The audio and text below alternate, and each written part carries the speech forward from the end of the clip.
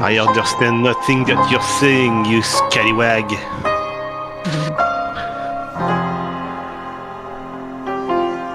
The worst part is the French from France don't actually understand us because they can't be.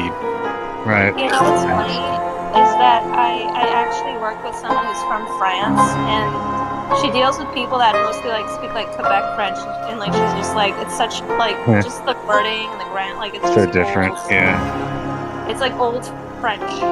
Yep. I was about to ask that.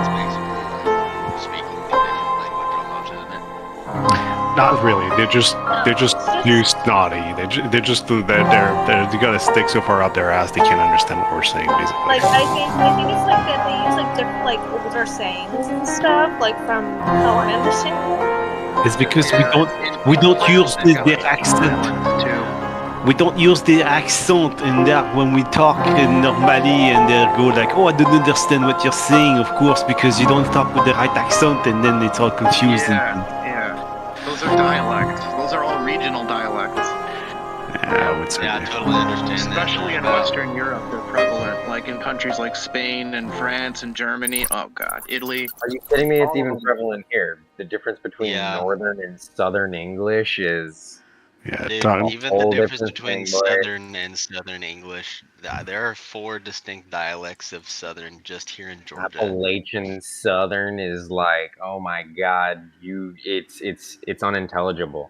almost. And I understand Newfoundlanders. the proper Southern or the proper French versus the Quebec French, because there's like proper Southern accent here versus how I talk versus Dirty. like They're the South. redneck. Oh yeah. Yeah, I can't even recreate it. It's that Yeah, different. it really is that different. You're fucking Like you're like, imagine oh like hey, I'm gonna tell you right now, I'm gonna fucking go up and down there to that holler and just gonna tell you we're gonna get my shotgun. Like, God, have you ever Tur. heard? Gonna take a tour. If you think American dialects are weird, I bet you can find some weirder ones in Britain. Oh, probably. for sure. The Cockney You know what I'm accent. saying? Mhm. Yeah. Probably. The Like I'm just saying ones you flat out can't understand. Like there's some American ones that are difficult. Oh, dude, I'm about to say you wanna hear some Yeah, accents you straight up can't understand. The difference classic between ones. Texas Southern and Louisiana and Southern. Irish is pretty hard. Oh, like the Cajun kind of. Yeah. Uh-huh. And Cajun's hard. Yeah. Well, at least it's an attractive accent. Like a lot of girls are attracted to the Irish, Cockney I or right? mean, something just like talking that. from Yeah. a girl's Yeah. perspective. Also, Australian accents are kind of cute. Yeah. We're talking Day, mate. bastardized Southern French. Oh man, y'all ever seen the video of the Australian couple that are like going down to like this like shore and a fucking lightning bolt strikes like right next to the dude's girl and they just freak out and it's oh my god, you baby, the bloody lightning bolt just bloody missed you, like oh my god, like what the fuck, bro? What did you even just say? Like, That's I awesome. don't know. You might become partially incoherent if that happened to you as well. I mean, You ever yeah, seen the but sheep farmer? You're a cunt, Kevin. Took a few 100 volts there, no biggie. nah, yeah, no, yeah, no. Like, did you get hit Dan, with the your lightning? beard's looking nicely trimmed. Thank you, sir. I haven't done anything to it since the last time we saw each other. Yeah. I just continue letting it grow, Mm-hmm. getting dirtier and dirtier. All I right. think it's getting grayer and grayer right here. Get you like a beard comb or something for Christmas. I got some cool little gray polka dots going on in the bottom there that are gonna turn all gray, I'm sure, pretty soon. But for right now, we're okay with the polka dots. It's cool. Yes. Let's see here. I think Wraith is probably going to be a little bit late today, so I'm not going to worry about him. We are now live. We can get started here. We last left off at the Wizard of Wines. And I think I can pull you guys all over to that board momentarily here. There we go. Everybody should be in Tailspire now. Sale spire.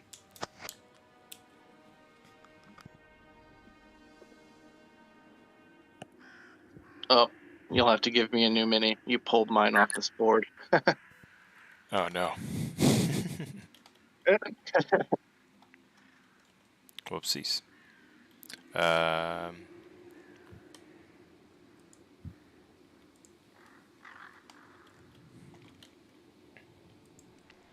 If anybody else has that problem, just let me know. Yeah, same. About to say I don't see myself either. You're in the second floor if your map is not showing it. Yeah, you I know am what? on the second floor. Yeah, you guys I might be am on you the guys second might be floor. inside. There's quite a lot of people inside there, but I do Yep, think that's where I am. Artemine, Corvus, I see you among the missing. So I think I might have pulled your mini from another map. Just seeing this crowded fight scene area again is triggering for me. Why? Because you got hit by a third level spell? Yes, it's like keep having flashbacks to the lightning bolt. Yeah. He Oh, that'll started happen. talking. He started talking in Australian after that. Rocky, mate. Oh, I remember there was a Also, reason Rocky, that was also electrifying. lightning. And why you know, all we need is one of the druids to like shapeshift into a crocodile or something to make it authentic. There we go. I mean, Wait till that we is get something 2 you can more do right levels. now. No stingrays. Oh, too soon. Too soon. Wait until we get 2 more levels. I don't know I'm if throwing you'll 4th level notice spells. I made some additions to your mini there, Dan. Oh, nice. And That's very fitting for the moment. Thank you. yeah, absolutely. Well, we came up with that before the session, so I figured tribute to your creativity, I'll add some flair to the story. But I suppose without further ado, I can give us a little recap of what happened last session, just at the end of the session at least. Having dealt with the tree blights inside of the Wizard of Wines, as well as the druid that you discovered lurking around inside there, tainting the wine within. Davian Tough druid. Mardukov is... Tough druid. Yeah, definitely. Davian Mardukov is, I would say, thankful and appreciative, but also concerned about his business and preoccupied with thoughts that surround such. So the party is left to kind of investigate the surroundings. Corvus is taking control of a powerful staff that seems to control these tree blights in some way. He's able to guide and direct them by simply showing them the staff, keeping them within visual distance of it. And him herding them away from the Wizard of Wines is basically what buys the party some peace and time away from getting attacked relentlessly by what would be a swarm of these things. They start to kind of shuffle back in the direction of that large hilltop you saw, kind of shrouded in mist.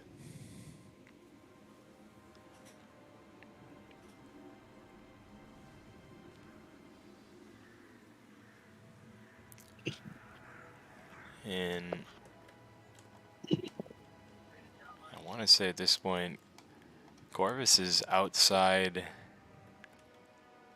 and he sort of still has the staff up, and it's twisted, and it looks like the most corrupted piece of wood you've ever seen. It can't possibly be natural. It has to have some sort of effects posed onto it after being plucked from whatever tree it was made from. But the staff itself is powerful. It makes the tree blights follow his commands. As he continues to usher them away from the Wizard of Wine's place, I'll leave the the ball in Corvus's court as to what's happening at the moment. Alrighty, thank you. So Corvus is going to, at the end of combat there, he went out to this fallow field out here and led all of the blights out with him. And he decided, like he Gan mentioned, this is buying us some extra time here. So he's also going to make good on his promise to David Mardikoff to help improve or get the winery up and running again. And so he's going to spend the next 8 hours casting a plant growth ritual out here with the blights and the creepy field while you guys get your rest inside or investigate and, do as you will. But after the ritual is complete, though, something strange happens. And if anybody is outside, they might notice some signs that something's not right. But basically, Corvus spent 8 hours in the field casting the ritual, but at the end, after the ritual completed, suddenly he collapses and he falls to his knees. And it seems like he falls into reverie or sleep or whatever as close to that as could possibly happen.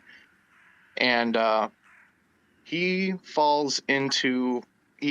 gets assaulted with visions by spirits, wild spirits.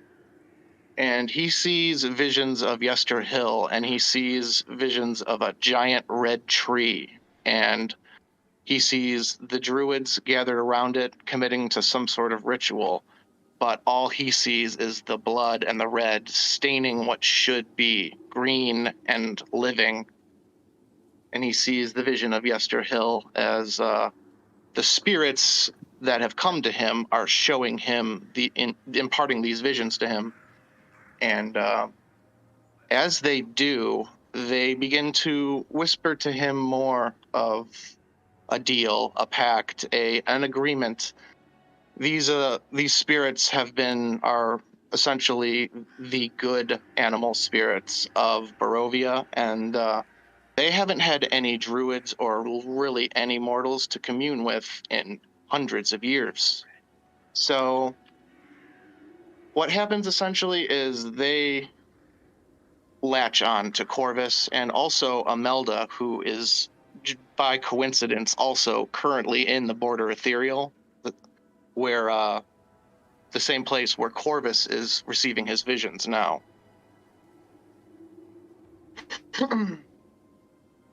And basically what happens to Corvus is, I'll go out of character with this just to describe what's going to happen. What's happening is I'm switching druid schools here, druid specialties. So I'll go ahead and list what's changing here. Basically, I'm becoming a Circle of the Shepherd druid, and I'm going to be more in tune with like spirits and stuff like that. And I'm moving to more of like a support role. But I'll list some of the abilities in the chat so you guys aren't blindsided by any of this when it comes up.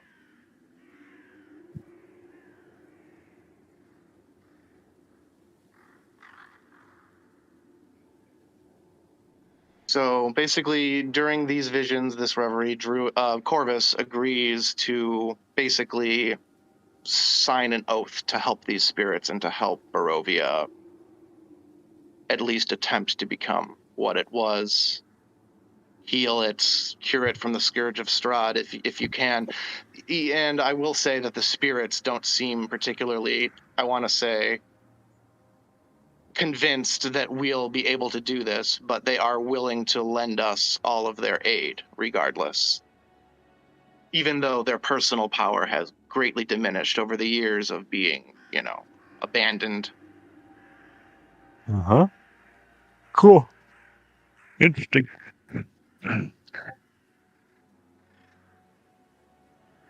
And so this reverie also encompasses Corvus's long rest. It takes another 4 hours. And I want to say by the time he gets up, the spiritual activity in the area is starting to ramp up to a noticeable degree. Anybody in the area can notice like wisps of spirits and maybe even like see slightly into the ethereal plane.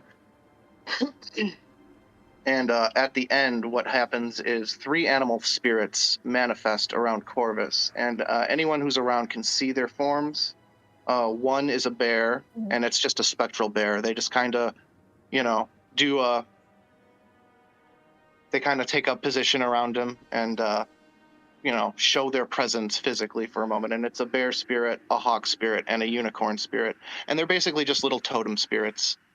And at the end of it, they kind of, as everything settles down and Corvus wakes up, they kind of demanifest and everything goes back to normal.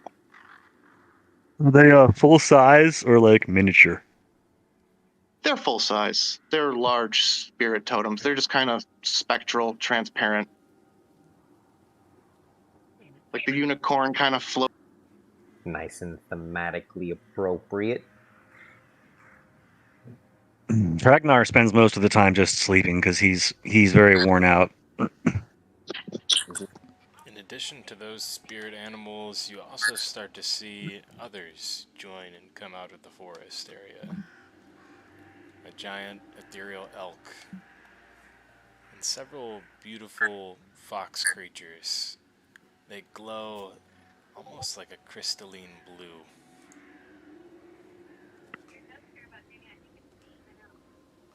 It's a spirit gathering that hasn't happened in a very long time. It's a beautiful thing.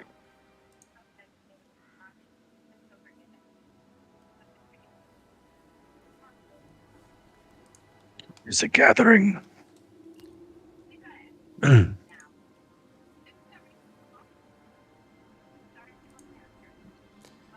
start to see I'm these surprised. creatures appear. You also see joining them beautiful butterflies beginning to appear out of the mist, out of nowhere. And slowly but surely, the form of Imelda begins to reappear. This family of ethereal foxes sort of flocking around her as well. And she looks around, kind of like looking up in the air, looking up at the trees. And she mutters, "Man, that was a wild trip." Yeah, And and since she was in the ethereal in this vicinity when it was all happening, she saw these visions and the gathering of the spirits and all that stuff as well. Probably much better than any of you did in the physical plane.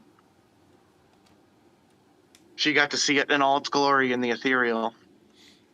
Those of you within the house hear a great commotion outside, almost as if there's like a stampede of animals coming out of the forest, but not in a threatening way, in like the sound of a great amount of people coming towards an event or coming away from a crowd.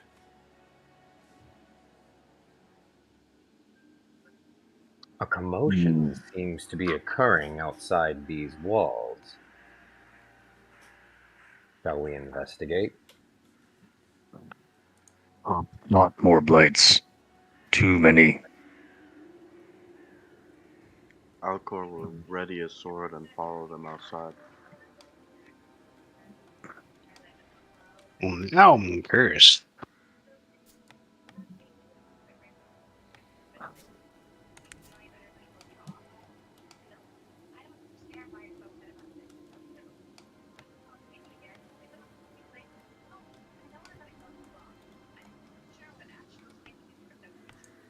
I'll point out there's no crows amongst the birds, the animals that flock to Corvus. I'm terribly disappointed in him now. Oh, what? You think it should be a hawk or a crow spirit instead of a hawk spirit? Well, too bad. I say that's racism. Ravensism. Hey, if you got ideas for a crow spirit, I'd like to hear them. Well, I got a medallion of it. So what are all these zombie-looking dudes that are around Blight? Corvus? Oh, Those those are are the all blights. blight. And once I seized the staff, all of the ones in the area kind of came and gathered around to where I am because I made them I do see. that. There's So a they theme. won't attack. They're under my command as long as I hold the staff or whatever.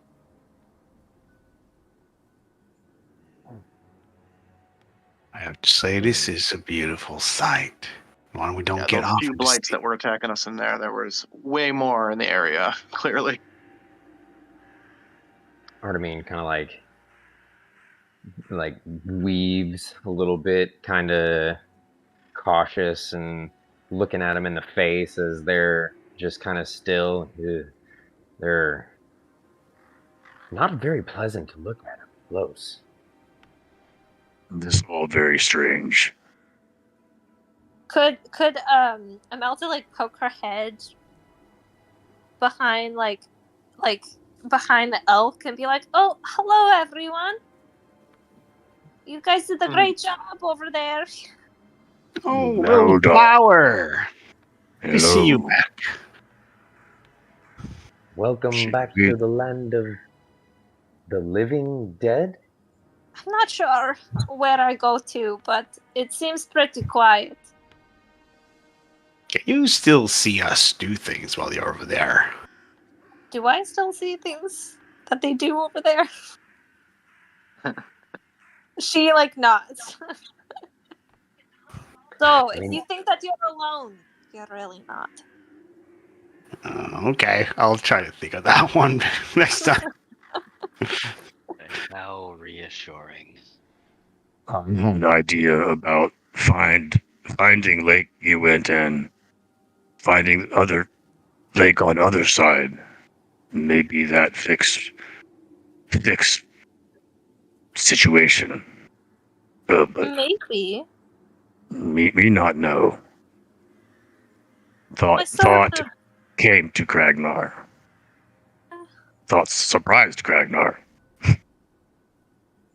So when Corvus finally regains his composure and begins talking in human speech again, which is surprisingly more of a shock to his brain than he thought it would be, but he suddenly takes on Imelda's past immediacy towards the task at Esther Hill, and he explains the visions that were imparted to him and what he saw there.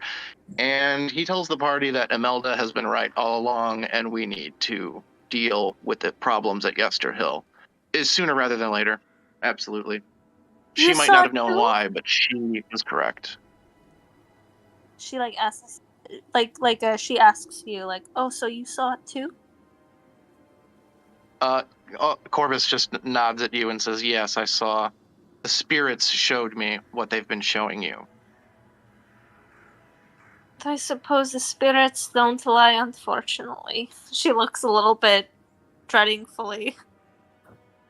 So that Well, means they're there clearly crying are out for vengeance, and we dark, must be the ones to give it to them. And you know what? dark druids need to go. In Kragnar, maybe we can knock out one of those dark druids, and they might know information about that sickness. That sounds like a good thought. Yeah. Help Well, a Kragnar red tree remember certainly to worries me. help Kragnar remember to not kill all bad druids. Yeah, just like keep maybe one or two alive, That's the smartest looking one Kragnar will not kill. The one that looks like the leader. Yeah, leader The one with glasses. one. The Yes. one with the biggest belt. Right. Yes. Or He the- who has or, belt is or leader. with the scruffiest beard, Or the strongest and coolest looking one. That's true. Yeah. I'm confident in the Kragnar's largest. ability But to then wouldn't that interrogate. mean that that's you, though? Well, of course. But we need to find Kragnar version of bad guy. That is Kragnar's target. It makes sense. No killing bad Kragnar. Leave that for good Kragnar. I will be on the lookout for the other version of Kragnar then. And I will... be Is that the careful. version you see Unless in he battle? starts to try to attack us. Well, we should go. It not far from here, but might be tough. Fight might be traps, might be magic, might Yeah, even be Corvus feels like he got a spiders. good look of the area, so he explains the hill to everyone, like the area around it, and roughly, how many. There's over a dozen, druids there, so there's definitely a large confrontation waiting for us wherever when we get to Yester Hill. In my dreams, I saw it as a nighttime occurrence. For you, was it nighttime? Yes. Yes, it was dark all around, but that doesn't necessarily mean. But judging if we left now, I mean, yeah, it's probably going to be around sunset when we get there. So Well, hopefully we can, you're stop an the oracle. ritual when it begins. Oh, remember also, Laba Basaga has scarecrows running around to You mean watch Baba out for Basaga? them. Yeah, yes, that's what Kragnar mean. Yes, she have minions out and about, lurking. She's had this area. I mean, would she be really in, like, the Yester Hill territory, though? She's more than your Kresh, what we heard from Darian. So we probably won't be dealing with her. Maybe, like one crisis at a time. Okay. Yeah. Well, Well, Corvus, I gotta ask though. Are all these little critters gonna follow you around from now on, or are they just here to say hello? Like I said, they're here for vengeance against those who oppress them. Yes, we got that. But Forest are spirits. they gonna be walking with us, or? No, they will not be walking with us. Oh, okay, good. Because Corvus kind of smirks at you derisively. well, subtlety doesn't seem to be their forte.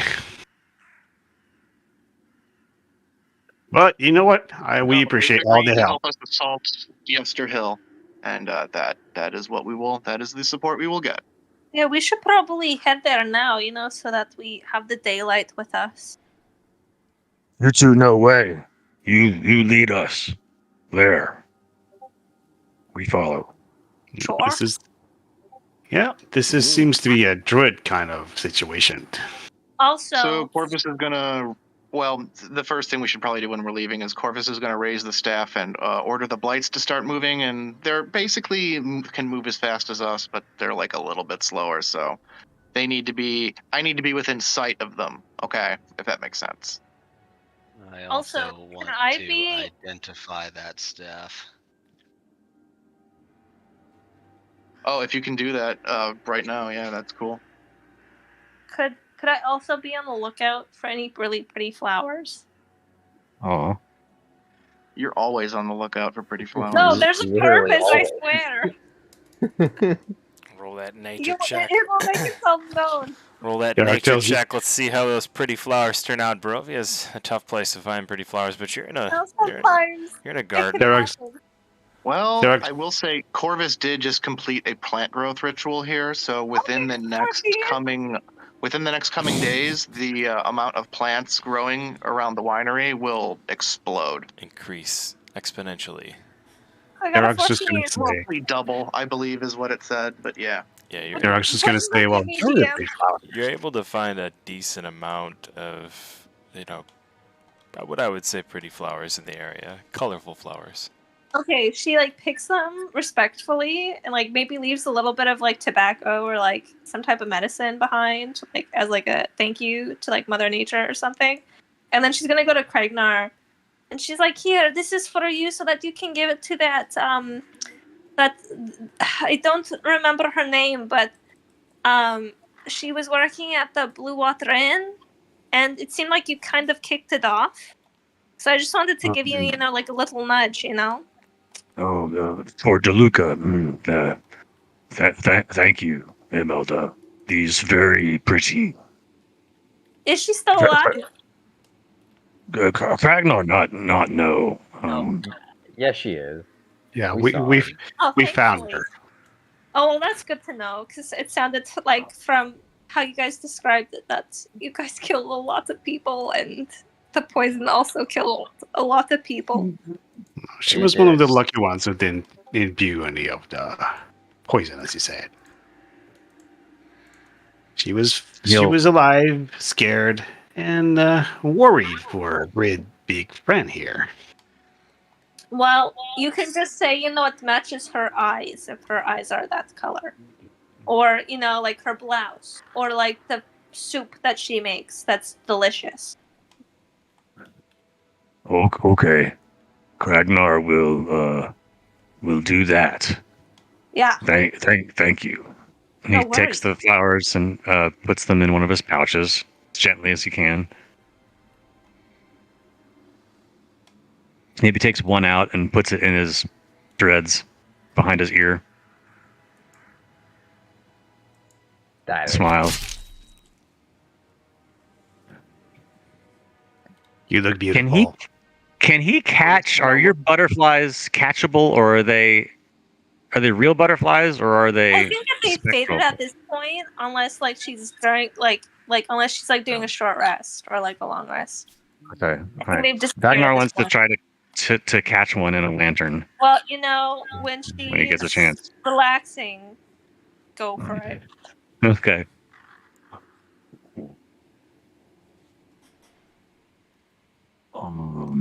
Okay.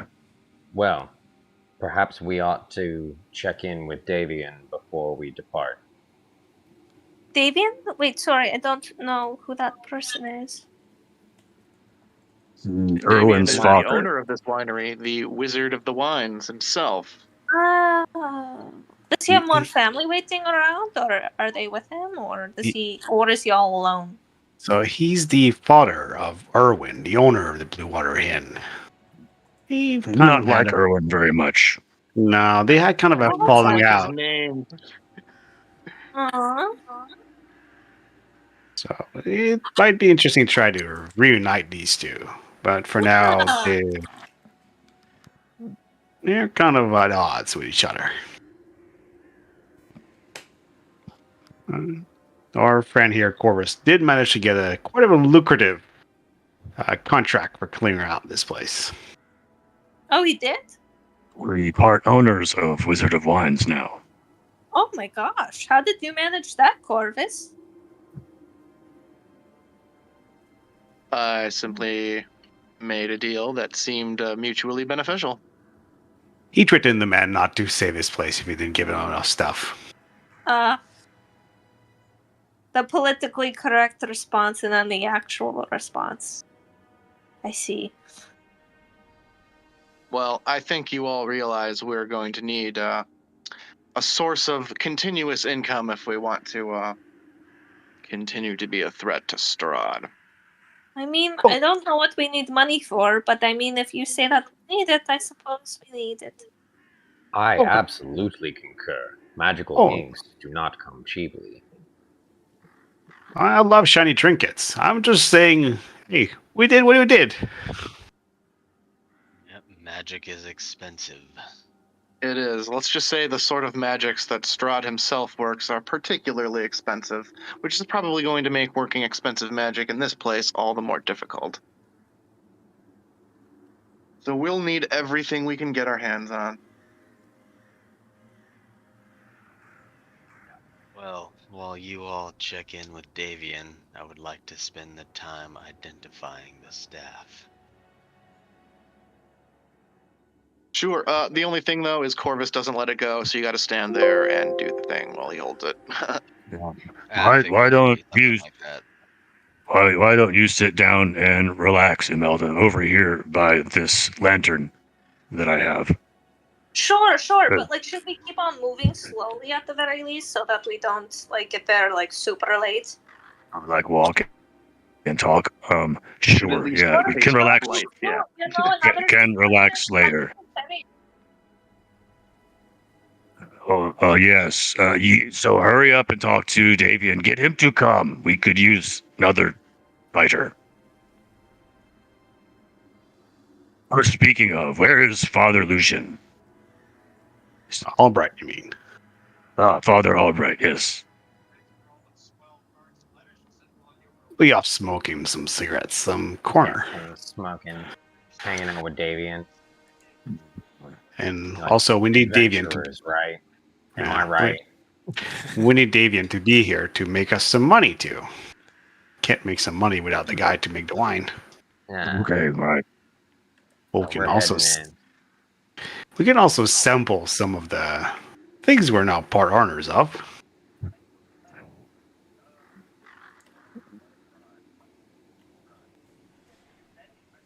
I will walk Armin- with Armin lights lets toward Onyx slowly. tie off. Walk and talk.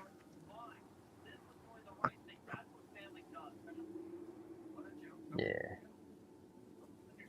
Onyx doing his thing, flying around up in the sky, getting a bird's eye view, while Armin heads back in to talk with Davian. So, Imelda, what do you do when you're in Otherworld? Just hang out or like go on adventures? Is there a shadow version of us there that you hang out with, or what? Is there a shadow version of them? I don't think there is, but The Yeah. ethereal plane is like just like a mirror of the material plane. It like I think you're able to see the material plane and the things that are going on in it, but like it's all ghostly shit. I mean, I think I see you around, like when you're doing your stuff, but I can't really interact with you. Like, you don't really hear me, no matter like what I say. It's like if I was saying like Aaron, put your undead away, like he probably wouldn't hear me. You don't hear. Or like Nocturne, drink your tea. Like he probably wouldn't hear me either. Would be cool if there was some like flower or creature or something that you could speak to that would go between lands. That would be so amazing. I hope that actually exists, so I can. That sounds either expensive or rare, but Probably. There are Though I many don't life know, forms really that know what do that, expensive but means, but There are it sounds spells. pretty great. I mean, have you ever heard of the Displacer Beast? Mm. I don't know, actually. no. Lots of fake creatures use the Border Ethereal to power their magics as well. I mean, a lot of the Fey world also. has kind of been dormant, so I don't think that I've been really, in contact with that much Fey. I mean, some Fey, of course, but not all, I think. Maybe you find Displacer Beast and skin it, and wear Well, why not wear skin it? skin. Why don't I make it my friend or something? Oh, that's good idea too. And then it can take you back and forth. And then it can tell Actually, me Kragnar? information, its secrets, that sort of thing. Yes. You can Actually, become Kragnar, they one do with make the beast. magical items out of Displacer Beasts. How'd you know? Just the thought that what Kragnar would do. I mean, Well, we don't you have were to go correct. down that path. Please don't go down that path when I'm there, please. No. Kragnar will. Unless it's maybe attacking and not really relenting. One of our Kragnar will keep everyone and you safe from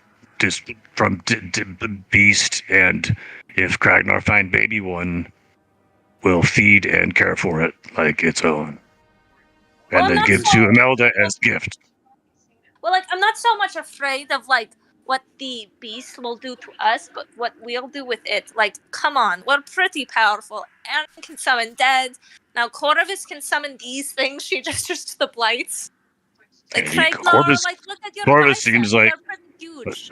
Oh well, it is what it is. You two might remember that. Corvus really got he seems to have gotten way stronger. This Corvus guy. Corvus says, I didn't summon the blights. They're not mine. They're just listening to me. I don't see any blights listening to Kragnar. that's. But, Greg, no jealous. Speaking of this, hey, but hey, speaking of I got. Displacer Beast, I have all the allies I need right here, and he just flexes his left arm right here. Oh, yeah. Speaking of Displacer Beast, you might remember you're seeing the cave of Terra kind of has those two tentacles, and he seems to be not in the same Oh. place he appears a lot of Elves the got time. it. I was gonna mention the cape. The cape is what they make with them. Yeah, elves So love those things. that is from those creatures. Yeah, so sometimes Turok seems to be somewhere, but in reality, he seems to be coming from somewhere else. It's not very clear where he is at times. Don't tell Imelda that it is from those creatures. Oh, the tentacles are pretty obvious. Make her sad. Do I hear this? Well, Ragnar, you were dead sound on effect. that one. But you've seen it. Hey, me know stuff. May not look like it, but sometimes me know some stuff. Do I hear this? We Do know I hear this things. conversation? Oh yeah. This is outside people. Kragnar talking at least.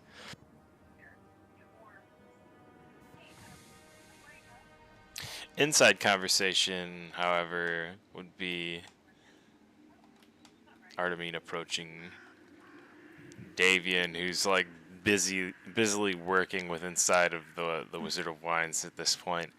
He's got all the lids off of the top of these massive barrels of wine, and you can see that he's slowly draining each of them out, running tubes all the way from the room you're standing in to the outside, the exterior of the house, and draining the wine outside, letting it leak onto the lawn. And as new investors of this business, you may think, this man's gone mad most recently, maybe due to the effects of the attack on his house, being separated from his family too long. Who knows? But at this point, he's expanding with the wine. Hey. I can't say I blame him. There was blights in it. Oh, well, is there a way to purify it? Like the wine? No. Ruined. All of it ruined. Oh, you're saying there's no more wine left? I didn't say that. I said this wine's ruined, he says No. in a very matter-of-fact tone. Oh, good. There's wine left. Always one for appropriate safety precautions. So long as Though a I would like to- Martikov lives in Barovia, there will always be wine left.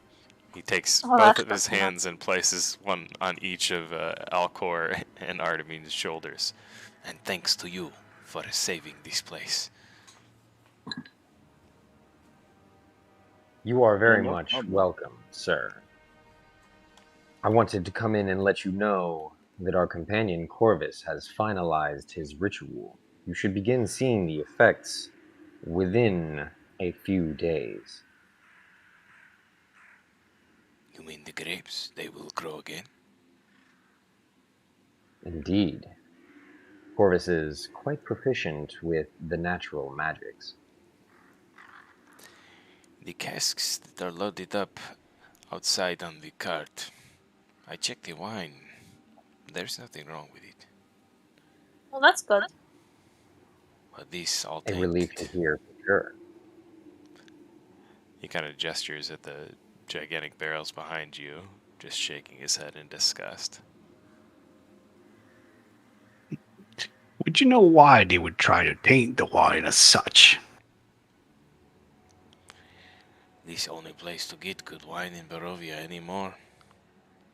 No one go elsewhere, they trust no one. Only Martikovs. Was it just the druids that poisoned the wine? From here? Druids. Druids and their master. Was there any other encounters that you had with them besides them poisoning the wine and trying to take over the vineyard? I believe they stole the other gem. The one of the Changpagne. But now we don't know. All that You- matters is rebuilding. I have no time to play detective. Do you have any idea of where they might have taken the gem if they had taken it? They gather on the hill. The tree folk, Assuredly. they hide in the forest line. I see them come out from time to time. They do their hunting. But the druids, they are atop the hill. He looks off, kind of like out the door, leaning on the edge of the doorway there for a moment, and you can see that he's got just like a perplexed look across his face. He looks like a man that is deep in thought about something that he's worried about. And as he walks out the door, fluttering his wings a little bit there, he gestures to all of you to look with him as he points in the direction of what looks to be just a mountain top tipping out of the fog. And you can see that circled around it almost like a ring of smoke. The mist seems to form some sort of blockade. And from here it doesn't look that high, but it is certainly a vertical limit.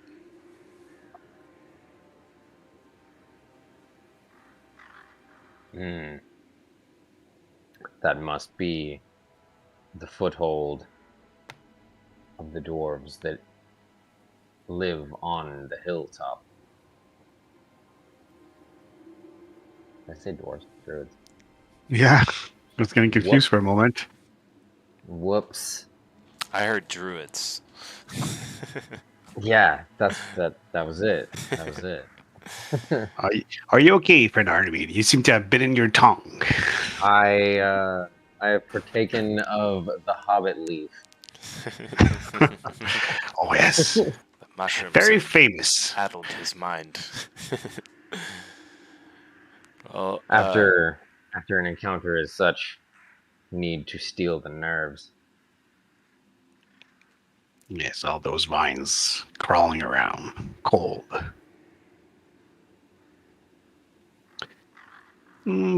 Sir Davian, do you have anything else besides the gems that we could find to help you? After all, whatever you do is now our business as well. anything else? If you find those gems, I will be more indebted to you than any man could be indebted to another, or any beast could be indebted to another. He looks down at you and kneels in front of you. I swear this to you, my life, if you bring those gems back to me. Kind of looks flustered, a little bit proud, but a bit flustered. Someone, oh, get up, please. Don't do these kind of things here. We're all friends. So one is at the Druids, and one is at the Baba Yasega's house. Is that one right? I can only suspect. But I believe, yes, Baba Lysaga has involvement. What does what did the gems look like? The one that was most recently stolen for the Dragon Brew, a deep ruby red. And of the Do all of them champagne, have different colors? yes. The one that made the champagne a most brilliant diamond. Hmm.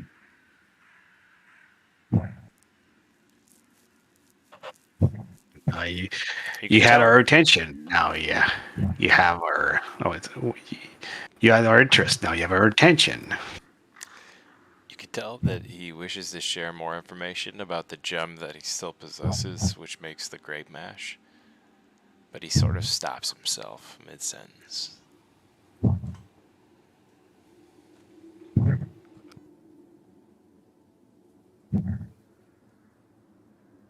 hopefully we find the other two at some point. And by the time we come back from Yester Hill, we can find this vault. Ask him a few questions.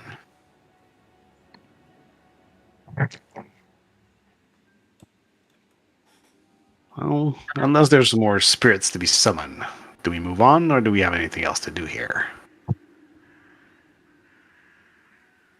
I'm all just ready to move on. Yeah, we have tasks. Artemine's inquisitive nature can wait until we have finished what we have set out to do. We will surely be returning. Gotta try some of that wine next time. Very well, Master Martikov. We will keep an eye out for your lost property. And when you come back, I will have wine for you to drink. We look forward to the pleasure. Keep yourself safe in these wooded lands. I shall do my best. You know, family's always good to have around, too. Perhaps you ought to reach out to Erwin. He, after all, is the one who set us about to your property itself. You owe him as much as you owe us for your safety. At this last, he scoffs a bit, turning like many an old man does, retreating to the comfort of the warmth of his own home, and bids you adieu. And with that, yeah, I guess we head out and rejoin the rest of the group. And Corvus, yeah. Corvus, Kragnar, Aaron, you guys good to move on, or do you want to do more, which is absolutely fine. Ready to go. Yep. And look at my Well, as we go on to identification is leave- done. I'm good to move. As we go on to leave, and what passes for dawn brushes our faces, all of the collective spectral spirits kind of gather around, and they begin to float and flutter, and they kind of fly around us a little bit, and kind of zoom off into the ethereal and kind of disappear, putting on a bit of a show for us as they go. Cute. They're very flashy. I love Flashy. These are good spirits. They are. Also, Imelda kind of pipes up when one of the foxes disappears, and she leans into the closest party member. It's like, I taught them how to do that. Do you have names for the foxes? Oh, of course. I mean, they told me their names, obviously. What are their names? I say them in Sylvan. That is a confusing sounding name. Yeah, but I mean, that's how they, say their names, unfortunately. I mean, unfortunately for you, not unfortunately for them, but Right. I mean, I'm sure that your name probably sounds really strange to them. Yes, your true name most certainly does. At least I would have to guess.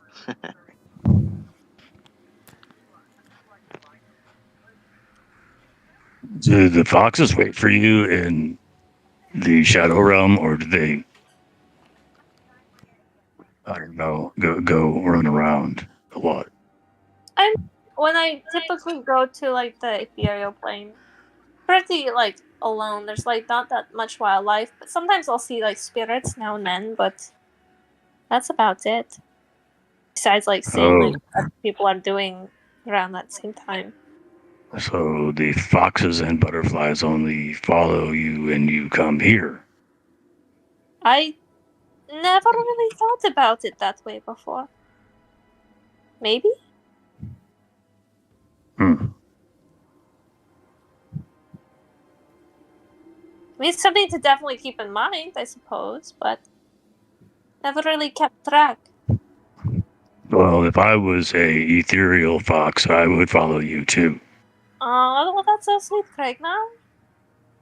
Well, you know. Gods. Eric's just gonna give a flower to like pick one of the flowers that email I was looking at earlier. Just give one to her. Like, all right, little flower, come on, big brother. We got some hill to liberate.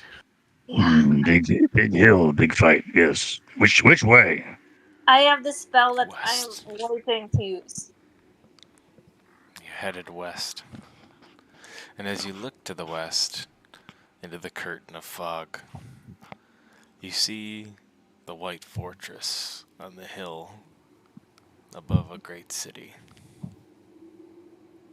It seems to be distant, miles away. The fog obscures all detail. But you can hear in the distance what sounds like the echo of a church bell. This is not Yesterhill, but a city even beyond it, as you guys head to the west towards Yesterhill. And I'll get the map loaded up for you guys right now. I might need to steal some of your minis back from that other map. There are a lot of minis on this map, folks. Yeah. It's a woodland. It is a Disney movie going on over here right now. Of course. No, okay, we got no Very mothers here. twisted Disney movie. It's about No to mothers get here. real. Everybody's safe. Yeah, having druids around will be like that sometimes. It is about to Yeah, get having real. necromancers around, it's just like a Disney movie. Oh, whoa. Who am I missing? Whoa, we look pretty Very badass. We look pretty badass in this map. It like brings out our colors. We look cool. I agree. This is I'm getting a screenshot. Hold on. Everyone be still. Stop moving. Before we begin in this map, what I'll do is we'll take our 5-10 minute break here, whatever it is for you guys. We'll be back in 10 minutes at 8:58 Central Standard to resume in Yesterhill as you guys arrive Craig? right at the base Craig, of no, the I got- foothill. God, I got good pick. Thank you, Kragnar. You are the MVP. Team photographer. I Imelda looked like she's about to beat Corvus's ass. Corvus was like, what? And Imelda's like, ah. Corvus was like, oh no. We'll be right back. All right, I'm gonna go try that line for the sodas again because that was ridiculous. Hopefully it's died down. See you guys in a few. Where does he? Is he? Why Where you would are you to wait get in the line? lines? You guys say soda line? That's what I asked in the chat. Yeah, I know. I Is saw there a that. line in front of your refrigerator? Sounds like he's in like a campus or something. Like at the dorm room. I'm gonna say this lighting makes Artemin's mini look like he's a vampire. What I There. mean is a vampire. Yeah, exactly. Or becomes one. Oh man, that'd be fucked. We're not immune. Just like his mom and his grandpa. Oh, The I see. initial thoughts. You're That'd be aspiring so to it, even fucked. better. That'd be so fucked. The red popping right out. That's pretty cool. Music, Sildar. Alright, I'll be back. There's a link I need to send to you, Brady.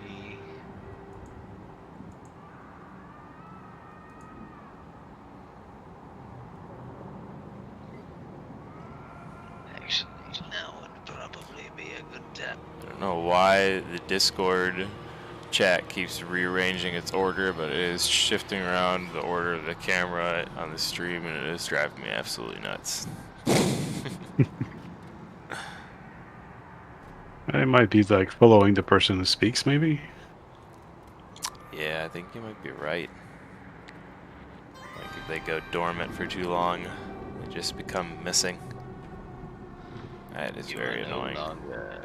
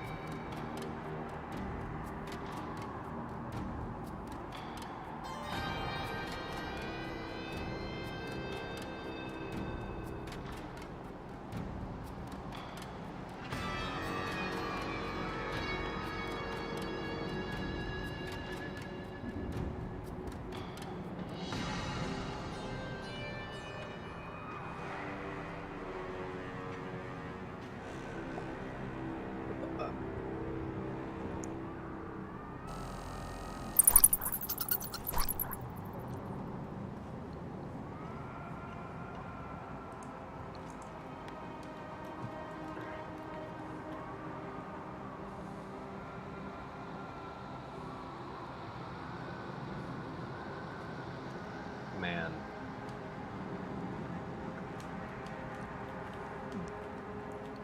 They have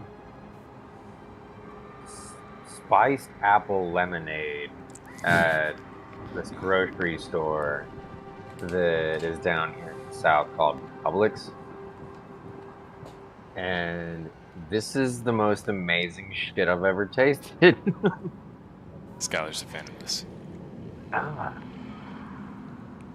It's like cinnamon, apple, citrus. It's peculiar, but it's amazing. Sounds good.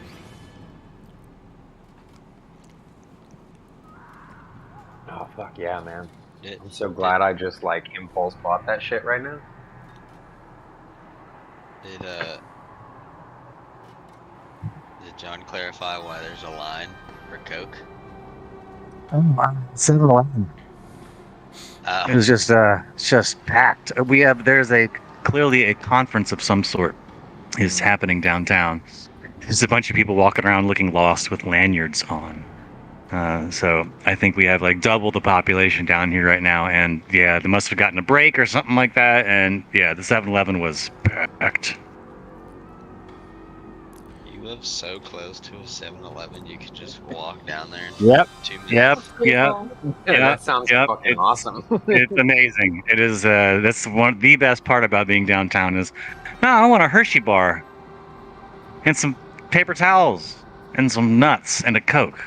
Okay, be back 2 minutes. I used to live like 3 blocks away from a UDF, and that felt pretty fucking awesome. I also had the best trash throwaway situation I'll ever have in my entire life. The chute is right next to my door. I can go out. I can walk out naked and throw my trash out. No one will ever know. Just in the middle of the night.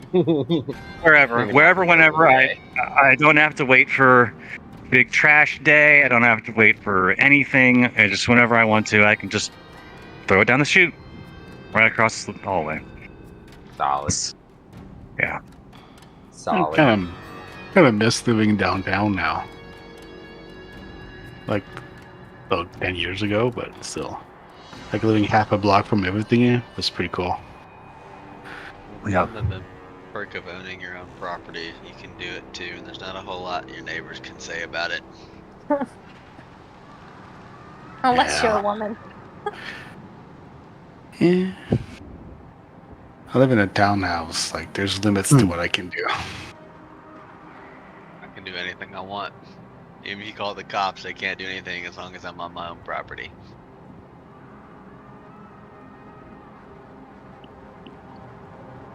I think we Maybe got next everybody one. back. I'm pretty sure at least. I can move to Canada. I could do that.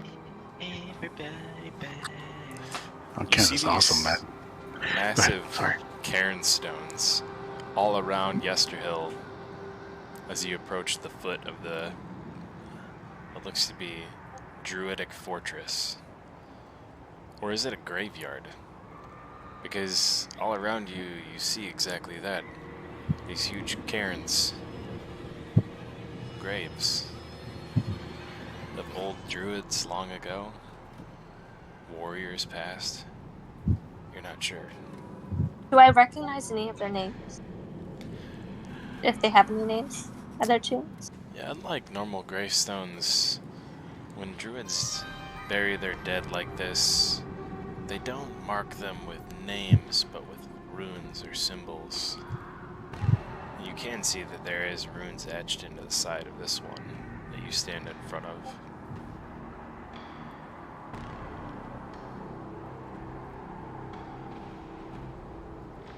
I feel like they misnamed this place.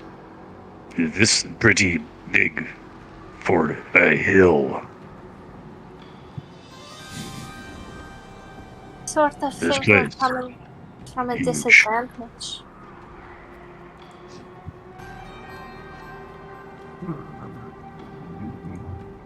Yeah, we just walk up. That doesn't sound smart. Yeah, perhaps we should go up stealthily. Probably a good idea. Melda, I say imagine- about this cairn that's in front of you. It just fills you with this sense of curiosity. And you're drawn to it for some reason, almost as if having waited to be at Yesterhill for so long, it's this very point that you've waited to get to.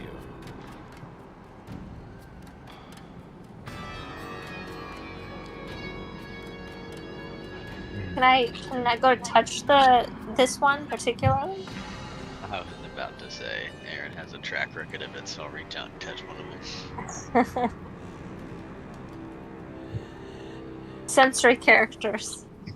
Melda, as you put your hand on this cairn, you hear the booming and savage voice.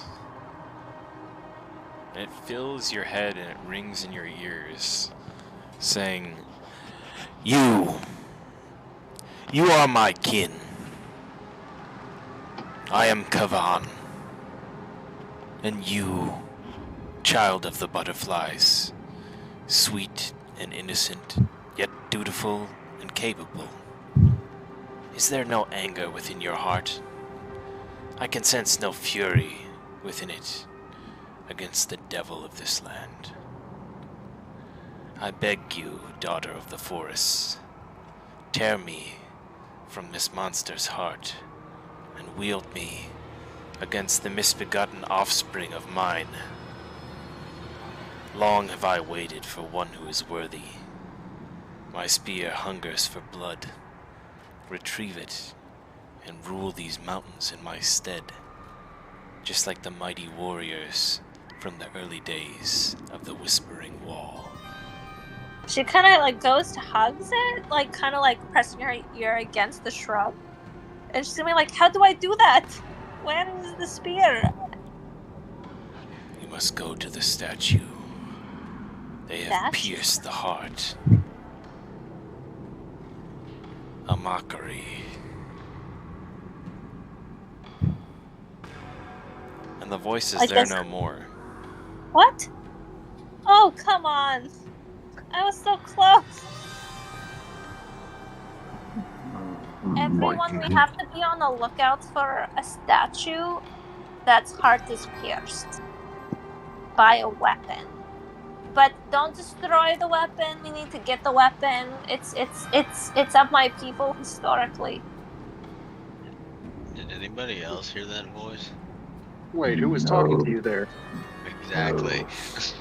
Yeah, did anyone else hear the rest of the party would have felt like seeing Imelda like hug this rock and like start like feeling the rock and like kind of like trying to get like almost like find something inside of it, looking for something, right?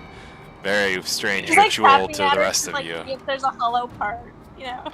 And you hear her respond like, wait, no, I almost had, you know, and that's it. Like, you guys see that from your perspective, but she hears this booming voice, and it's in her head and ringing in her ears. She say, who are you talking to? What are you doing? Well, you didn't hear that? No. I swear, there was a voice. It was as strong as ever and with such conviction. He was named Imelda. Did the voice happen to be spectral and baying for the blood of the Dark Lord or something like that? Well, he told me that, you know, like, if we get his weapon, we can, you know... Well, he told me that, like, seek my rage of the, you know, the undead that, you know, ruled this land. And then he said that his weapon was being used for, you know, means that he didn't want it to be used for, and perhaps we should go looking for it. He said it was pierced in the heart of a statue. Ah, interesting. Well, you know, statues distributing spears around is no means to liberate a hill, you know that? And he wanted someone bold to... Yeah, it is no surprise that the spirits that once were stewards of this land still exist and attempt to save it in their own twisted ways. That's why they claw out desperately for our aid and bay out for vengeance and blood. Do I know anything about the name Cavani in my history? Certainly, yeah. Cavani is your tribe name. Or Kavan, Cool. sorry, Kavan. Kavan would be like the father, like the paternal member of the Cavani. Oh, Yeah. Thus I the name. explained that to the party. Oh, right, because the You knew Kragnar's that. eyes, Rachel Kragnar's didn't know eyes get that. One of super my big. Melda knows that. He's like, so it would be like if Ragnar the Great, he points at his skull, spoke Yeah. to Ragnar. Good. Fuck. Yeah, big time. Fuck. Ancestral stuff, you know? Big Daddy Kavan. Big Daddy Kavan, the spirit of Kavan, a long dead barbarian chieftain. Ragnar, help Imelda find this great weapon Oh, thank you, of Krigna. your ancestors. Yes, that. What great honor for him to speak to you. You must have mighty name and tribe. There's more than spirits to worry about around these parts, says Father Albright from the back of the group. Looking up the hill and onward at a figure that stands some 200 yards to the east of the party. Can I insight check the father to see if like he's calm or if he's like he feels completely like he owns this part, or like is he nervous? His eyes are locked in on what looks to be a mounted figure, but it's not like any mount you've ever seen before. Father Albright's eyes are wide. He doesn't look like he's his cool, calm, collected self. He looks nervous, like he did back at the Hag Hut. And off in the distance, you see a nightmare. And by that I mean a horse with hooves wreathed in flame. Its tail wreathed in flame, its mane fire and fury. Sitting atop it, a regal-looking figure, looking off into the distance, out at that walled city, encircled by mist. Can I hide behind a rock? You may. I do that. Go ahead and roll stealth. It's the spirit of vengeance.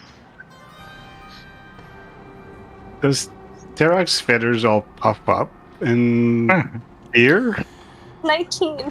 I'm guessing it's all foggy all around us, but like once we got to the top of Yester Hill, we could like see above the fog, and so like we can see Kursk from here too. No, what I'm talking about the figure we're seeing right now on top of a literal I'm nightmare. You can I thought see. he was saying he was behind walls. You can certainly see Kresk from here. You can certainly see that figure. And to answer your question, Tarak, your feathers are definitely standing on high alert. Most of you felt the ambiance of this place as being a little bit off. Like wrong things have happened to the land here. And even for Barovia standards, that is. But there's something else afoot. Some great power has entered the scene. And you can feel that all the way down to your bones. I'll try to hide too. Father Albright, do you know who that is? Perhaps we should approach. Come on, approach that figure. I stealthily stay back in earshot. Yes. Swear an abyssal for a moment and then just.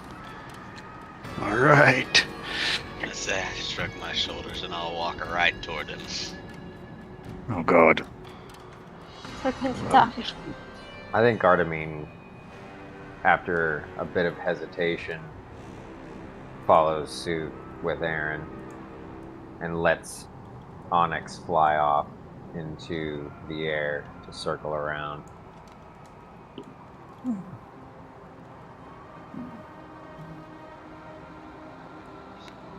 Corvus will move up. He's got your back too.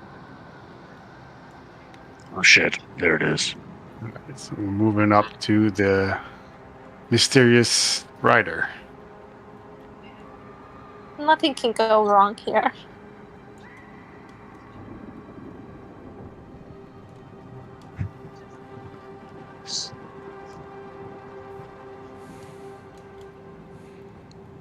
The man atop the horse looks at all of you, almost bored, and says, "Why do you bother me? Why do you come here of all places?" And he looks distant, not making eye contact with any of you.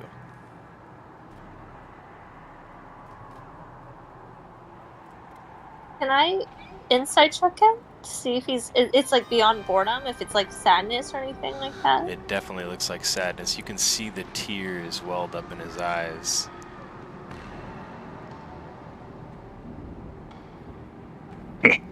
He cry. Oh, sorry. We're terribly sorry, Lord. We do not know whom we speak to. My name is Starok, a humble feathered.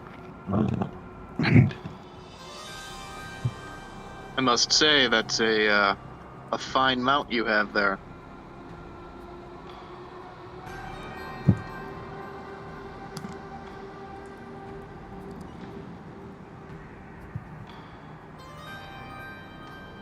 Certainly among the rarest of creatures, even in this place. Could Imelda come from outside of her hiding place behind the rock and kind of approach the stranger and offer him her handkerchief? You have a little bit of some tears, coming down your face. As he turns to face you, you can see that the tears in his face are red, thin streaks that fall down his cheeks. Oh, you might want to get that checked by a healer. That doesn't look very good. Starok's just gonna slowly grab Imelda's, not her shoulder, but her wrist, and slowly pull her back towards the group. You can see also that he appears to ignore your offer, though not looking at you unkindly, simply disregarding it and looking back in the direction of Kresk.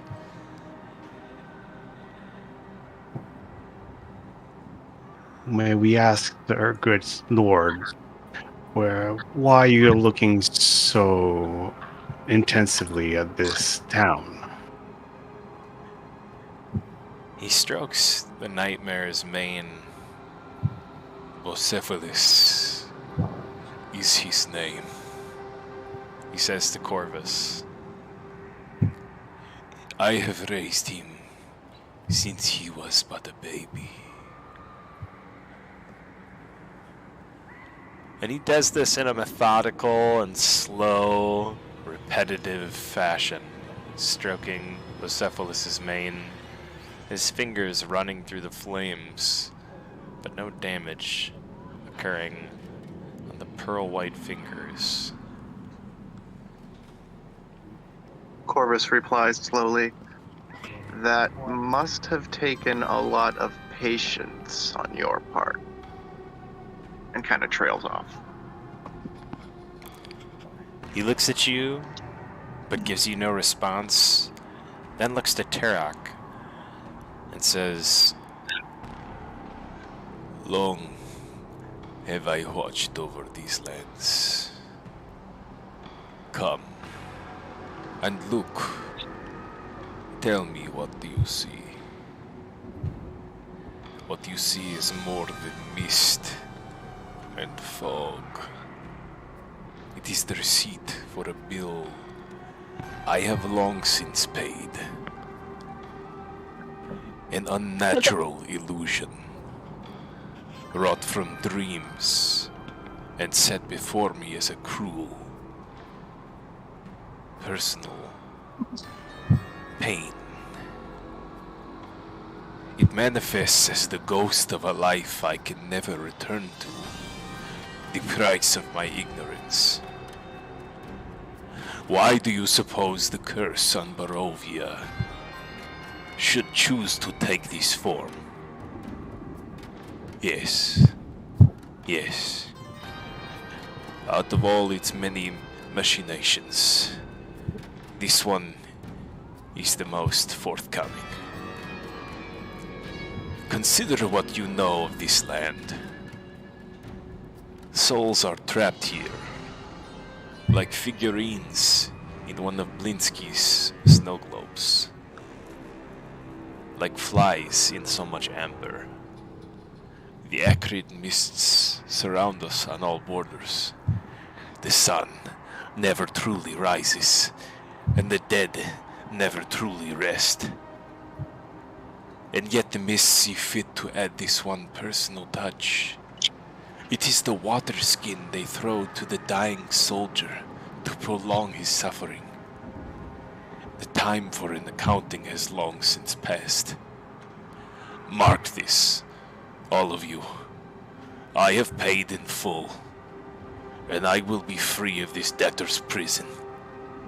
Every demon from the abyss, every angel in their celestial palaces, the dark powers in their midnight kingdoms, and every soul that casts a shadow shall know what I never again will be confined. Seems like a really lonely prospect. What are you talking For about? farmers. Like, what illusion? This land not illusion. To be in a jail means there is a prisoner. So That are we us. prisoner? Or are we the prisoner? Or are we all prisoners? Confused growl. If you truly wish to know what we see when we look upon this land, you only need look upon your own recollection. It is nothing but a place where life once thrived, but now struggles and is choked in shadows and fog. There is no future for life here. You know this. We know this. The nature of death in this land has been twisted, sure. How unlikely it would be that even the master is jailed in a snow globe. Oh. Have you seen a spear? We're looking for spear. You know, Instead- Greg, he doesn't look like he really has seen one. He's on the horse, you know, kind of pining after the life he didn't have. I don't think he has it. The time to move on. He's a man of simple words. She tells the person on his back. At best, do just that. We ride, Bucephalus. Could I, just out of curiosity, because my character her fault is curiosity. Could I try, like, animal handling check the horse? Oh no! Oh yes, yes, yes, No, yes. Terrox is good. Yes. Terrox is absolutely terrified and will stop you from even moving closer to that man. Oh, the spear, wait. Possibility, DM. That man, not very helpful. Terrox will just fall on his knees and just have kind of a panic attack at this moment. I'm interested I to see feel it. what you're trying to do to the horse. You're about I 10 just feet away from wanna it, know as he what kind of says horse. Give it an apple. to Bucephalus to ride to I take just like off. needed some maybe some really flammable wood on the ground, and I give it to the horse because it's slightly on fire. And I'm gonna just go up to the horse and just maybe try and like pet its like nozzle because I'm just curious. Horse girls. I'm sorry. Corvus is going to sneak you a good berry once he notices your interest. And now you have one good berry to feed the horse if you wish. I feed it. I sneak it in there with the charcoal wood. I like it. I'm for it. I'm for this move. You guys have no self-survivals. Fucking I insane. got my no, so None. I asked a good question. I told him to move on and asked about the spear. Pretty We solid. just saw the goddamn god of this goddamn realm. Like, As you approach Bucephalus, you get the general intent that he's not an animal or a living creature even, but simply a part of the creature that is astride him. Wait, what? I think I know where you're going with that. Wait. Alright. Wait, You rolled a 19 on your animal handling check. Hell yeah. You have a general, good sense with animals anyway. This is not an animal that you want to feed. Okay. And it's not an animal that would take a good berry out of your hand. Would it take a flammable wood piece? It would probably take your hand. yeah, that's what I was gonna say. All right. Well, I'll leave it by this rock, and if, like if the mountain really wants it, it's there, and she backs slowly away.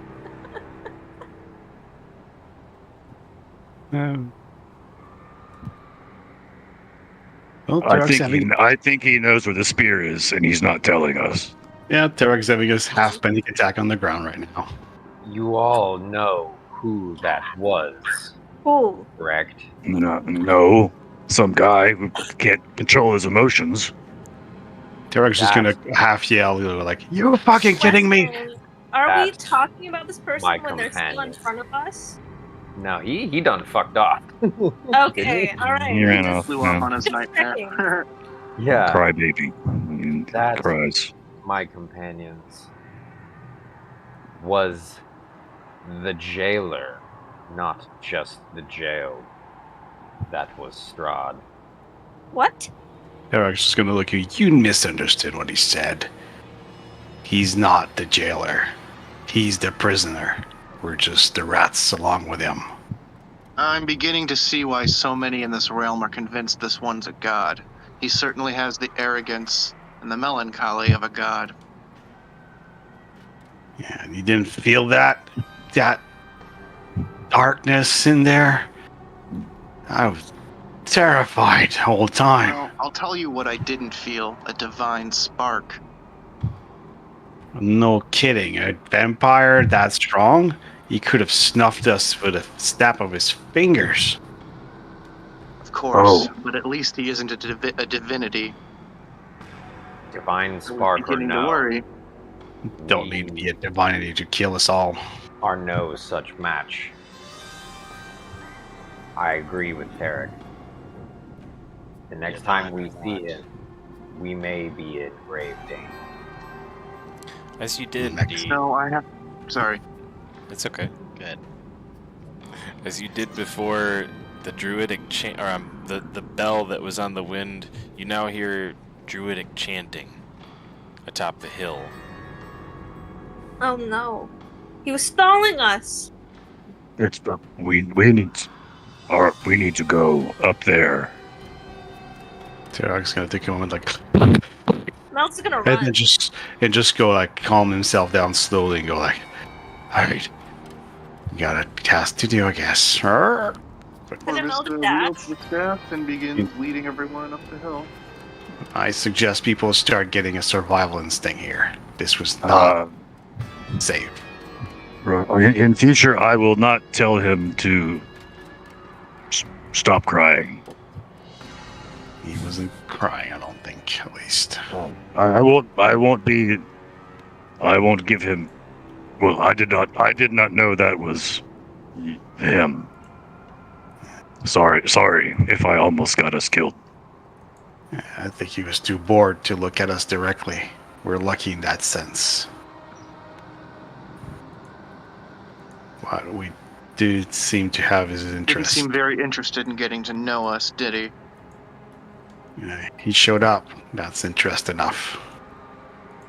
I want to make it a point to mention that as we're making this run, Artemine draws his blade and lights it aflame, so he's charging with that motherfucker.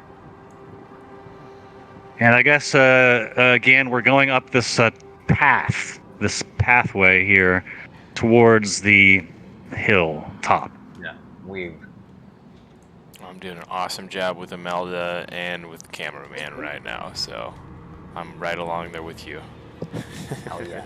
But I appreciate you Yeah, calling I'm it gonna out. say. Are we stealthing or are we just running? It. No, we're running up the stairs right Okay. now. But I'm gonna say Corvus also, knowing the combat or the struggle to come, he's also gonna preemptively cast Conjure Animals and summon his spirit wolves to his aid.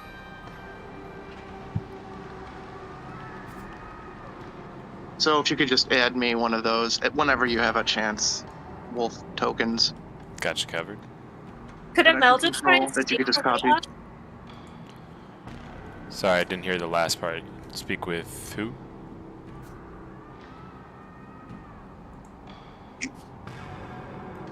Who are you I trying was to? Who are you trying to speak with? No, I was trying to see if, like, because like the rest of the party's not hiding, could I try and sneak up if there's like, and like an encounter or something, so I can sneak up where the chanting is. There's You not might be really able a to find way a to convenient sneak spot for the up to hill. where the chanting is because of how distant it is away. So I would say it would be like sneaking miles away from your target. So at this Yeah, point, look for a spot once we get to the top of the hill. yeah, at this point it's starting to, the sound's starting to elevate. Yeah.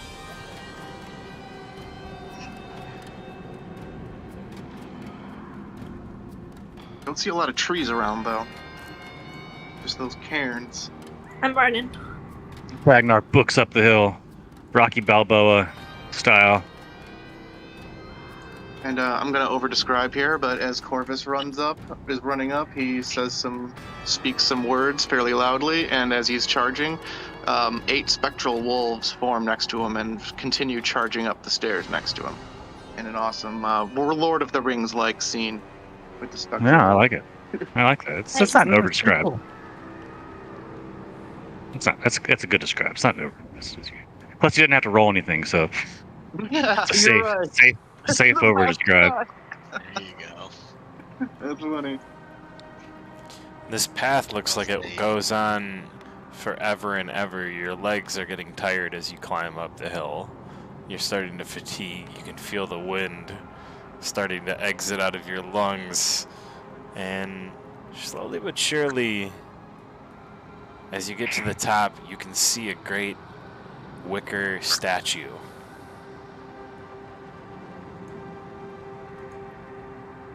And it looks not unlike the man you just spoke with.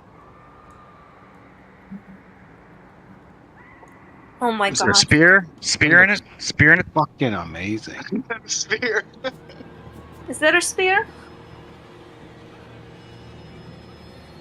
Dead center, struck right in the heart of the statue, is a spear. Need to Uh-huh. get it. Spear.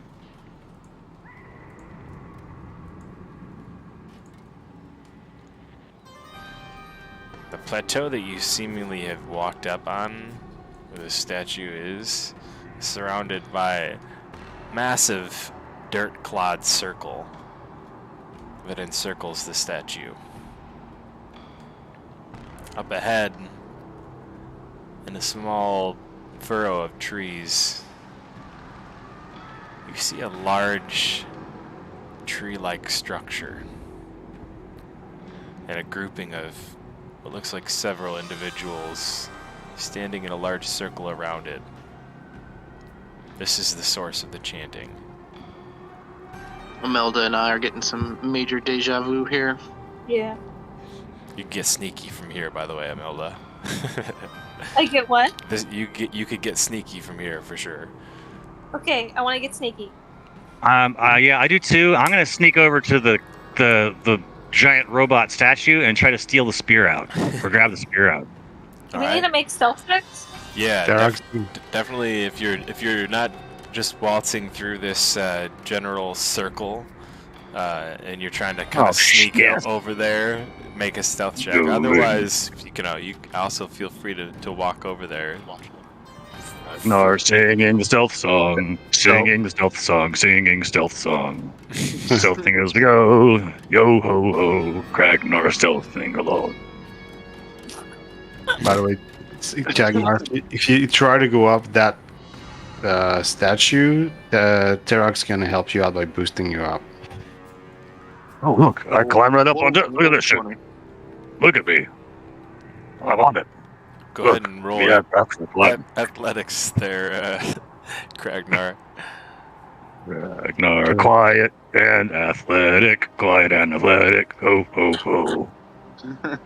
Can I try to give him advantage with that athletics by helping him out? Climb up? He already has it. So he already got it. 16. Even still, Terok underneath you with the boost. Always there to help a friend in need. And you're able to make it up about halfway to the stomach point, and then you kind of get stuck there. There's no footholds or handholds. And you're about 6 feet out of reach of where the spear is. Almost half. Kragnar, almost half. Can I try? Let me see. I may have some climbing-related items in my inventory. Could I try to climb over Kragnar on his shoulders and try to grab the spear? I don't see why not. Sure, buddy. Can I try some athletics? Other athletics, acrobatics? You're clawing back. Ow. Yeah, either one would be fine, I think. Depending how you doing it. I could totally see Terok scrambling up there in an acrobatic way. Just not 20 on that one. Nice. You not only scramble up in that acrobatic way that I described, talons just dashing from branch or makeshift branch to branch. You finally bounce off Kragnar's head. That last leap giving you an extra 2 feet of distance or height, and it allows you to clutch on to the spear, and you're now just hanging from the spear. And you feel like one good yank and you could easily pull it out, but then you're gonna fall down. Do it. Do a flip. I'll catch you. Do I have anything for that? So right now you're single talon hanging from this thing like a pull-up bar. I'm gonna look at Kragnar like, you're a big guy, you ready to grab me downstairs? Yeah, and yes. Kragnar's right underneath you too. He's like a canopy basically. Could I also, when he pulls the spear out, if he does, could I cast what's it called? Let me just look at the name. Better-fall? Could I cast something a bit more damaging? Flaming sphere on that statue. Oh shit. I want to burn it.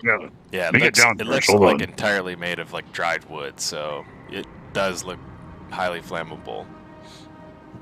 I want to do it. Fuck it, so I'm gonna try to pull it off and try to fall into Kragnar's open arms. I got you, buddy. Alright, go ahead and make a strength check. Oh, and God. Kragnar, as he does this, because you guys are kind of coordinating, right? You're gonna make another athletics check. See okay, here we go. Catch our guy here. And I'm gonna use my I'm gonna use my Kenku recall to give me advantage on that one because I'm smart move. Yeah, very smart move. Oh, better. That's better, for sure. Alright, you make a first initial yank, and then that second concerted effort, that gets it out.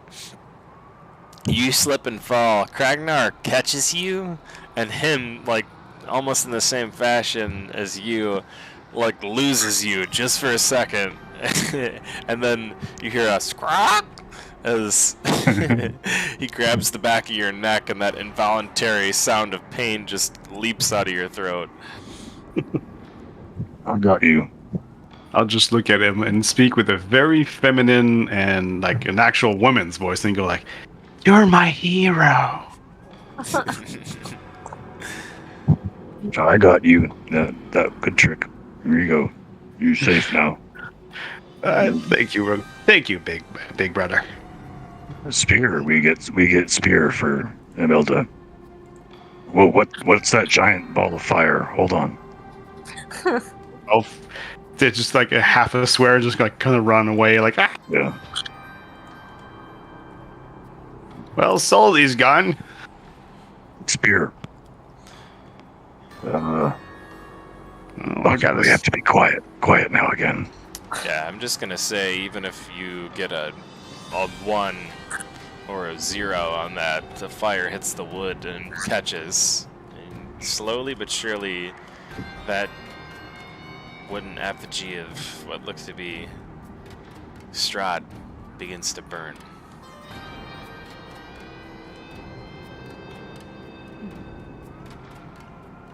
Oh, I got the spear out of the statue. Any ideas what we do with it? I didn't really think that far. Perhaps. Wait, are the druids still chanting? Oh yeah, and it is in like a deep and guttural but druidic language. Stop the chanting, she says. And almost as if on cue, that song that you hear in the distance comes to a final chorus. Oh no. And as you race over in that direction, I'm assuming that's what everybody's starting to do right now. Yep. Sure, why not? Yep. That's what we're doing. I see a bunch of minis moving in that direction. You get us scared now. We're zerging over there. I've learned to pay just pay closer attention to Tailspire, and you can know a lot about what the characters are trying to do. Hell yeah. I'm trying to watch You know 15 exactly what different they're thinking. places. If you watch me on this stream, I probably look cross-eyed at some points. And I apologize to Imelda most of all for this. Uh-oh. As you guys run over in that direction, Imelda, you can make out the words of the song, at least the final chorus. Brighten my soul with the colors of autumn, watch red leaves fall and die. I feel the heartbeat of harvest silent as the sleeping children now lie. Wintersplinter, harvest fire, as the bodies now lie burning. I greet you in the shrine of my heart, I greet the autumn turning. Lord of the land, lady of the forest, autumn splendor shine. In fruit and grain you manifest, in essence of bread and wine. Green, Lord of the glory, harvest flavor, cut down and now is beer, and goddess of the grain and bread we're calling, our feed through darkened year. Give life to which has lived and died, for something yet still grows inside. And that is when the chanting stops, just as you reach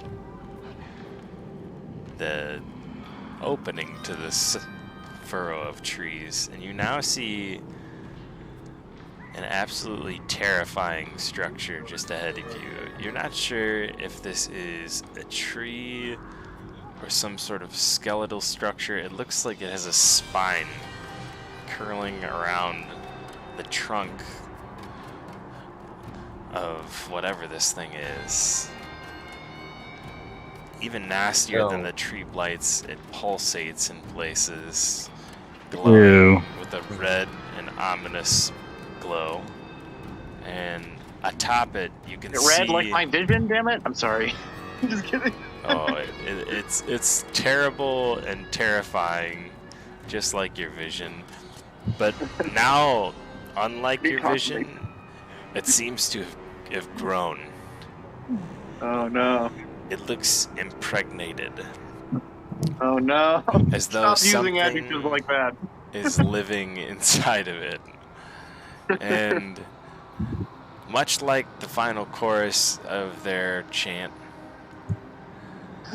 I'll just keyword that, give life to that which has lived and died for something yet still grows inside.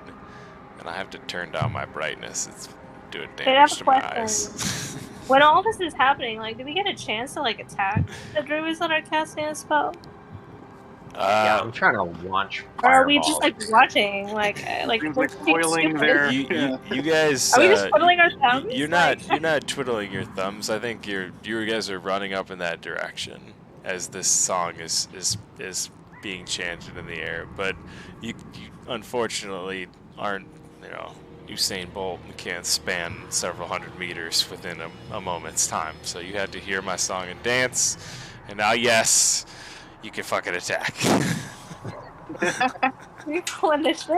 Wait, hold on. I have I- to fire stuff I on know. that other I know. statue. Is that other statue coming to life? Or is it There's just, like- definitely, they're not attacking you, Yeah. so we're not rolling initiative yet until one of you guys has an attack. But yeah, you're absolutely have free will at all times while you're playing this game, so you can attack.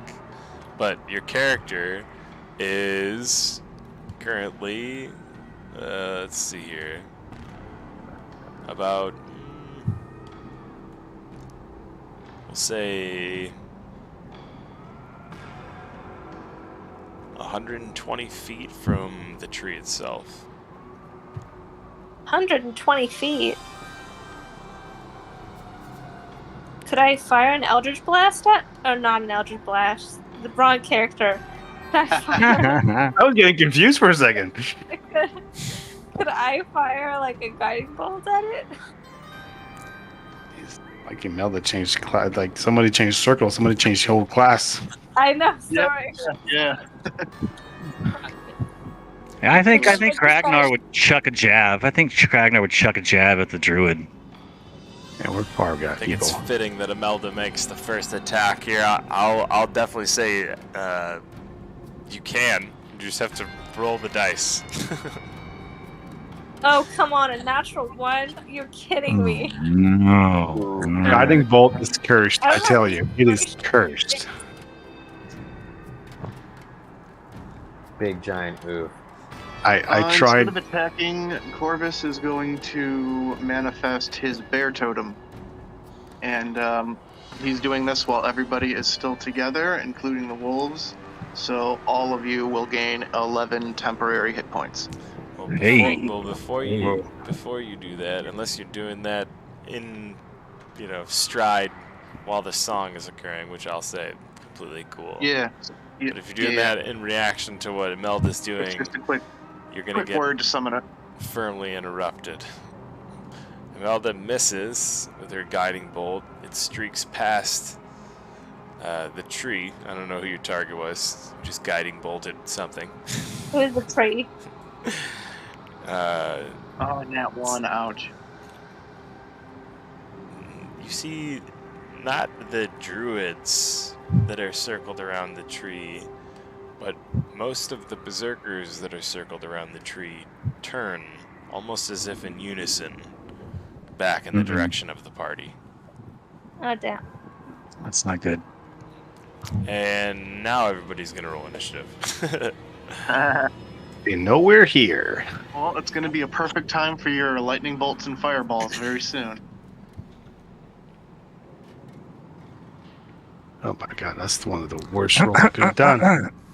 Excuse me. And Rolled a Melda 2. with a 19, nice. Kragnar with a 7, Alcor with an 18, Aaron with a 13, Corvus. I didn't roll a in there. 0. Jeez, I might as well. Jesus.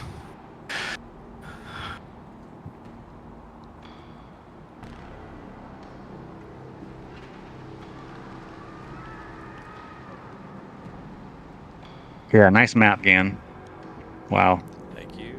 It is a very big hill. Yester Hill. There's so many.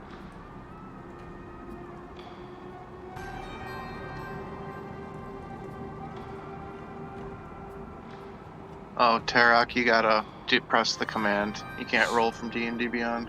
Oh God. Hey, you'll probably roll better than 10. Don't complain. That I did. Jesus, I forgot about that.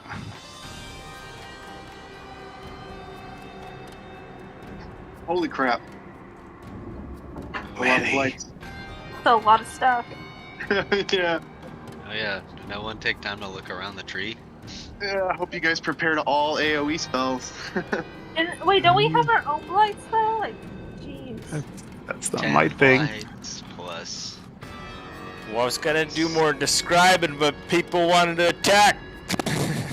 Yeah. 10 blights, 8 berserkers, 6 druids. Well, Oh, I that's feel like all. we did run up the hill anyway, and the blights can't really.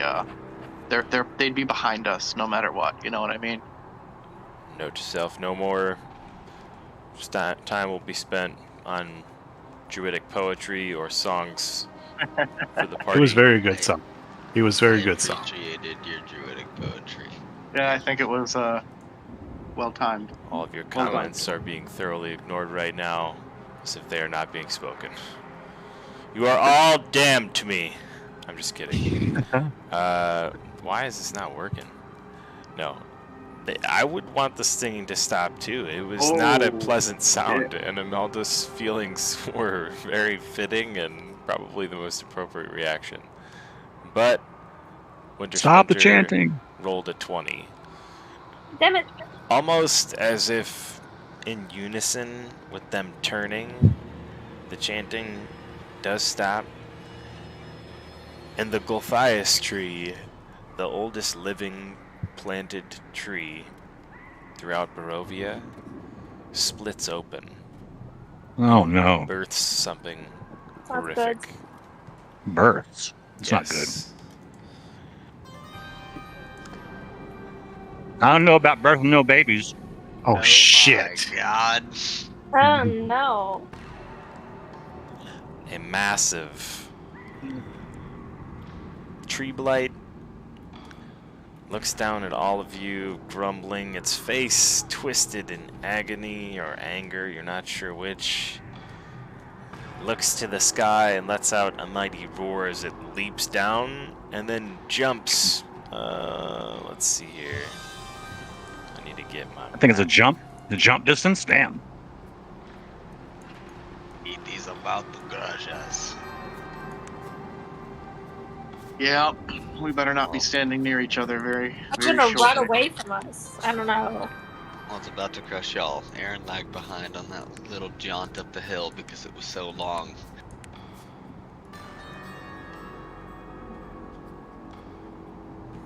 Running away, apparently. Might be running away, mother. Oh no. Huh. This is Spirit. almost worse. Yeah. Going to recap.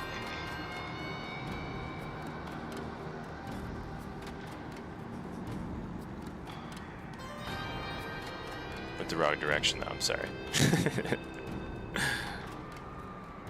Opposite side of the map, that's all. He does leap out of the tree, into the tree line. The berserkers begin to move in your direction, and we'll start with the top of the round at Tarok after that occurs.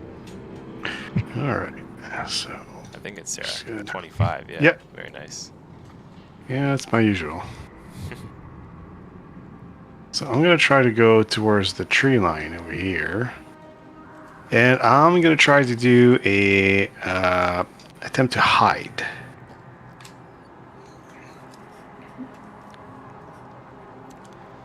Alright. Would it And 23? everyone remember to gain your 11 temp HP. Joe? So, and that's going to be my turn. You're going to fall out of the sight line of all the berserkers, as well as all of the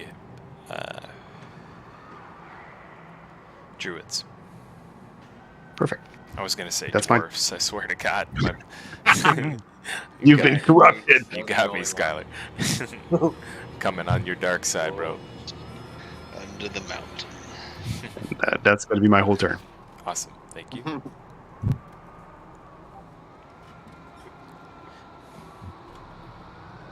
There is going to be a lot of bad guys for a while, so bear with me here, guys. It's going to get messy, and it's going to be fun. This is Druid 5. Ooh, this is fun. Alright, so you see, like I said, some of the berserkers begin to move forward. None of the druids move an inch or turn to notice you, even after the guiding bolt falls in that direction.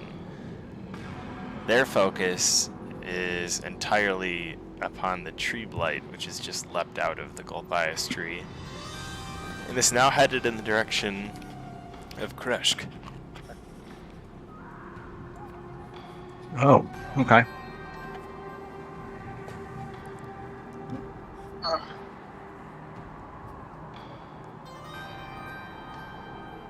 Does it appear to be fast moving or slow moving?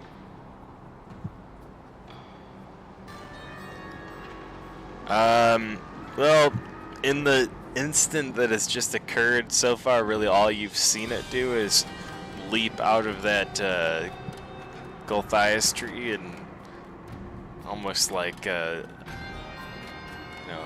child being birthed from a birthing canal, kind of a little bit grotesque, being that it was a tree. Normally a birth of a baby would be a beautiful thing. This not so much.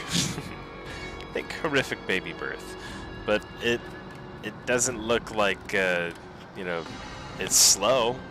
It moved some 50-60 feet with a single leap. Got it. Okay.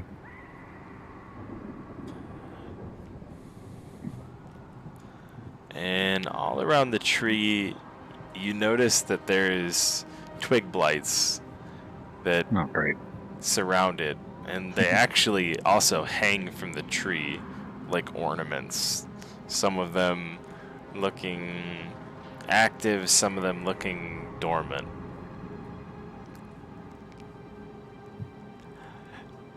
And I guess John's gonna get some further detail to answer that question you just asked real quick. But you see this thing leap another 50 feet, and then another 50 feet. Damn. Goddamn. He's a big boy. It's one fast tree. Away from us, or like towards us. He's headed in the direction of Kresk. He is definitely not even concerned with you. I mean, he's so big too that it doesn't look like he looked down and spotted you when he came out of the Golthias tree. It looked like he was shot out, landed on the ground, let out a great roar to the skies, and then started bounding in the direction of Kresk. And you guys are, at the max. I think Kragnar is the tallest of you, although Wraith might rival you now. You guys are like 6.5 feet tall at tops. This thing is, 60, 70 feet tall. Nice. I'm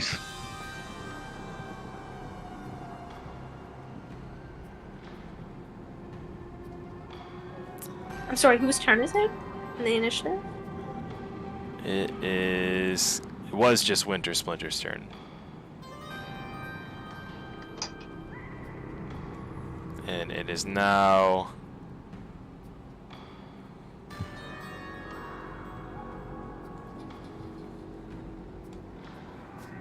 Druid 6's turn, which is going to be a skip for this first round.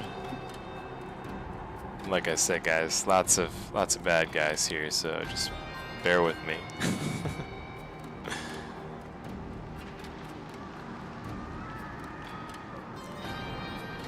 Yeah, it should be Alcor up. Alright. Alcor will finally cast Fog Cloud over in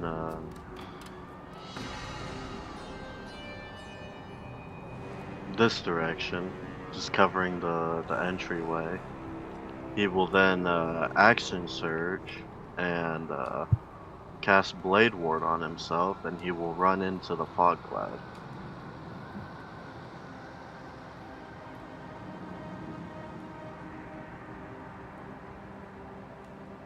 And that would be the end of my turn.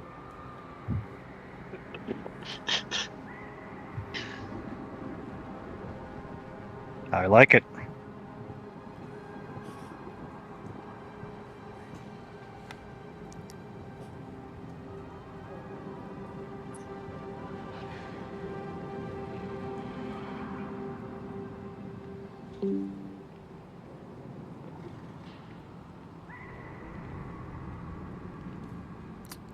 And that should be Corvus up next amongst the party members.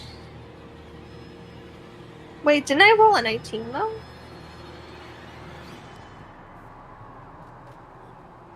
Yeah, I'm not seeing her on the list. You have to do the exclamation mark in it. She Join. did. I did. And she rolled a 19, but I think you might have rolled too fast. Because I see that you rolled like at 9:47, and I probably put an it join in like exactly when you did, and that's probably why I didn't register you. My advice it says she rolled in. Yeah, I It says see. she rolled in D&D Beyond. Oh, that might be why too. Rolled in Curse of Strahd, D&D Beyond. Yeah, so you gotta type that into the chat there, Rachel. Exclamation INIT space join.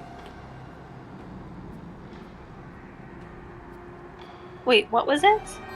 It's if you scroll up a little bit to the top of when initiative started, it's right there for you. You can just copy and paste it.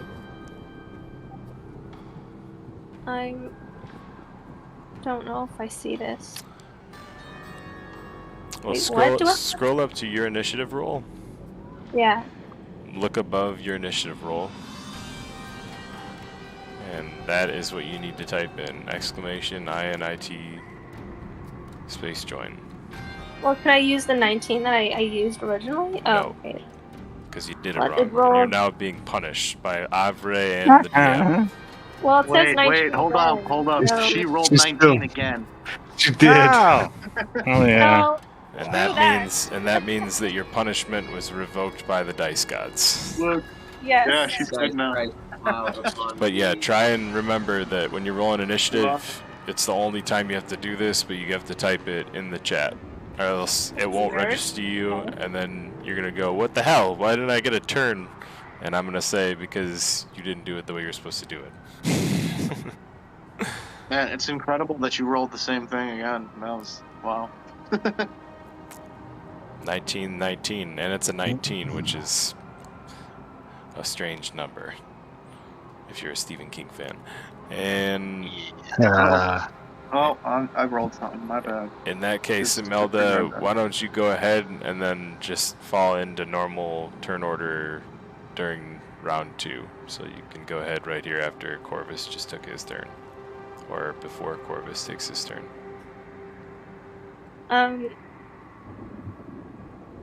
Could I cast Moonbeam on the thing? On the thing that's moving? The What's the range on Moonbeam? 120 feet. Let's see here.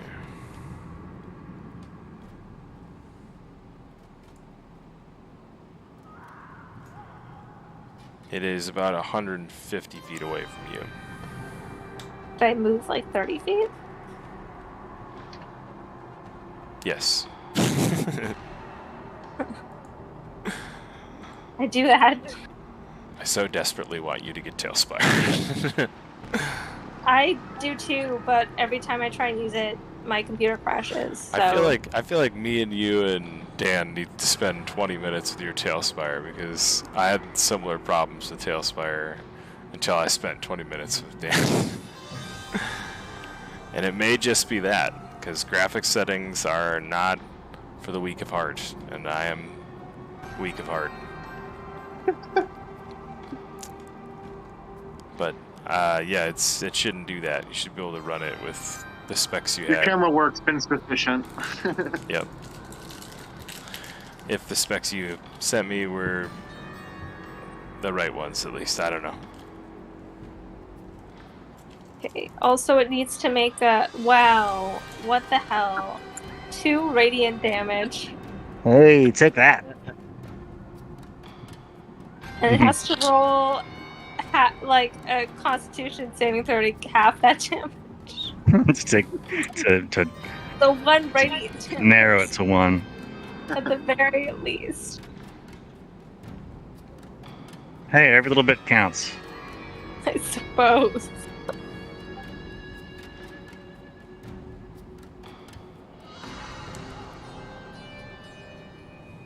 Okay, it definitely succeeds. So it gets 1 damage instead of 2 radiant damage. You see a Wintersplinter fall off its back.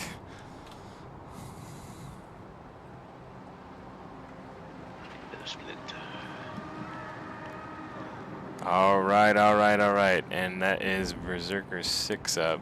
Looking like he's not pleased with you disrupting the flow of this ritual. He's going to move directly in. Alcor's got this little circle of smoke up. I'm not sure exactly where that is. He's going to move around that.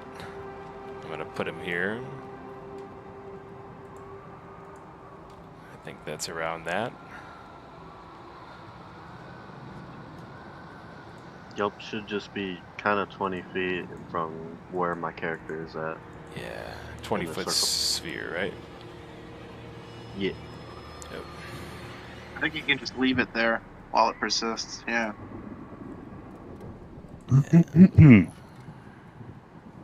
Or does it make you leave your cursor there? I can't move my character if I leave it there. Okay. I wasn't sure. It does then. Yeah, by no means do you need to. Continued fashion, Berserker 8 is going to wrap around the opposite side of that.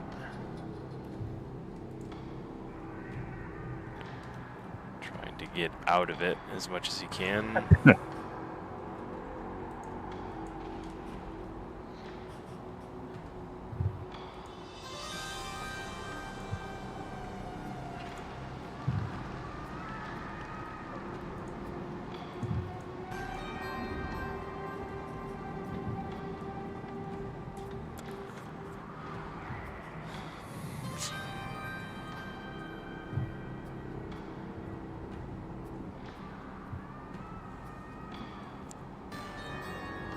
My turn might have got skipped, by the way.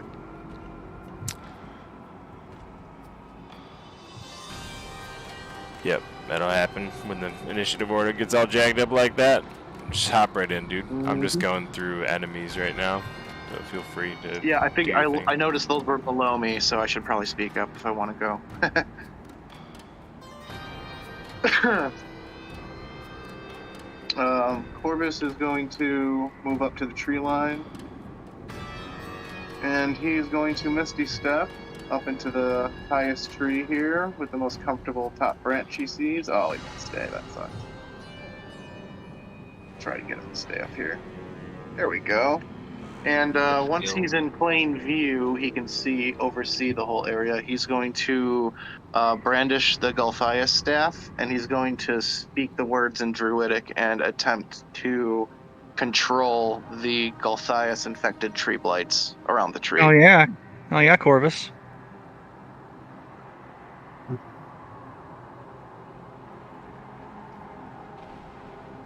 And that'll be my primary action.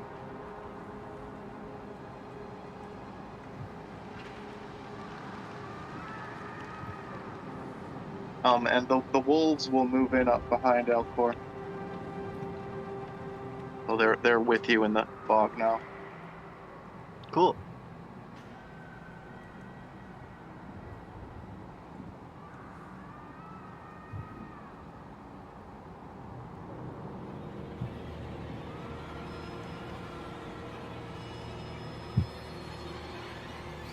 that should be Aaron up if that's the end of your turn there, Corvus. Sorry about Yeah. skipping over you there. Things got a little jumbled up. Oh, I'm guessing my attempt to do what I did didn't work. Well, unfortunately, they haven't really done anything yet. They seem like I said, some of them are dormant, some of them are active. The ones that are, Okay. hanging in the trees, they look like they're moving around, but they're not threatening or jumping down or attacking the party or anything like that. The ones that are encircling the trunk of the tree are all dormant. They don't look to be moving or active at all. At least not moving towards you in a threatening way. Okay. So they don't move to attack the enemies, but they don't move to attack us either. Okay. Right.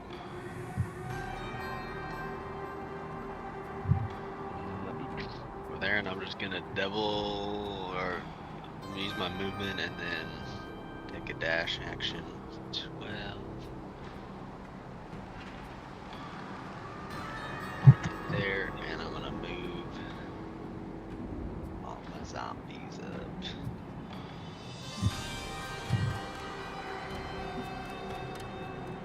Just give Alcor a little bit of reinforcement here. That will be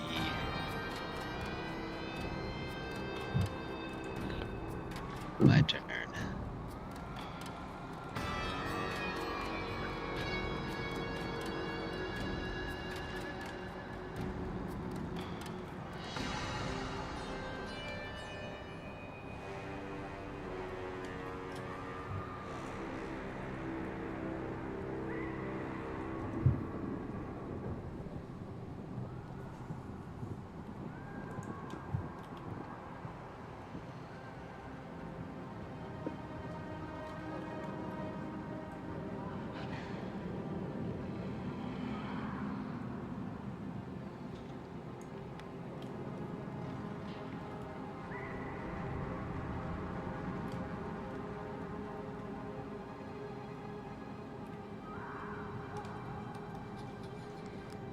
And just for reference to, where's your mini at on the board there, Corvus? I don't even see you in I'm up Tailspire. in the tree. It's because you're a wolf right now. No, my mini's up here on top of this tree here. Yeah, I see him now. Okay. I was looking over at the menu on the left, and then I just saw you as a wolf. Yeah. All right, cool. I might need you to copy those, but we'll wait until that's necessary. Yeah. As soon as you get over to attacking range, I'll do that.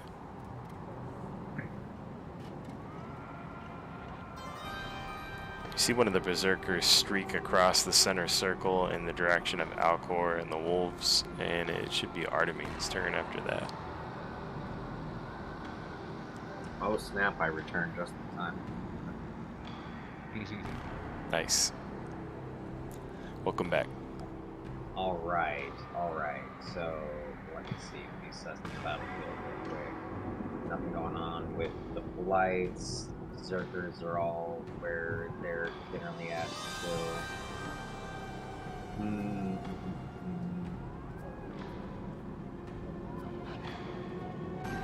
I am thinking that there's definitely enough clumped up to launch a fireball.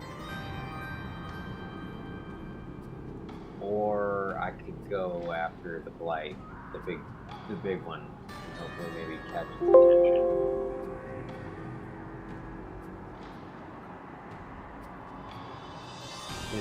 Did it seem to even register after Imelda hit it with the moonbeam? I know it didn't do a whole lot of damage, but like, did it even? It didn't even phase it. No, not at all. It was a crescent moonbeam. Well, I'm gonna see if I can get it to stop. If it doesn't, okay, well, sucks. Alright, using bonus action to activate Blade Song. that going. AC up to 20, movement up to 40. A little bit closer. And I'm going to shoot a fireball at it, or fireball. He needs to make a DC 15 dex save. Jam.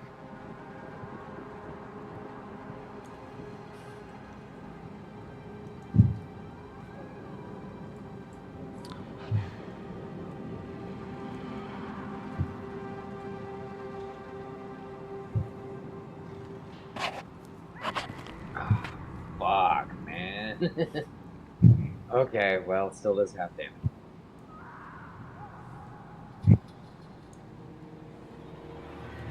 That's a lot of ones. 32 halved, 16. Hopefully it's vulnerable.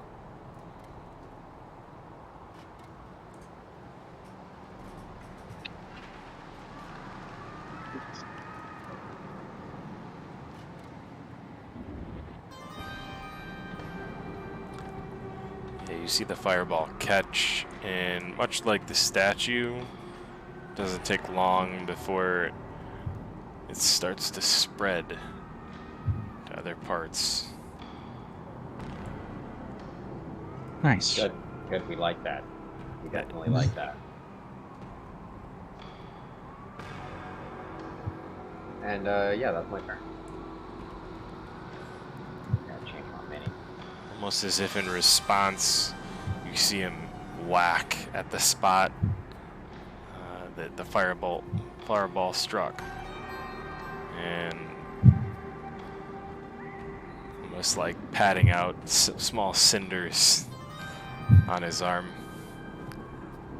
As he moves the hand away, you can see that it smolders, ashy, and burnt. But no longer a flame.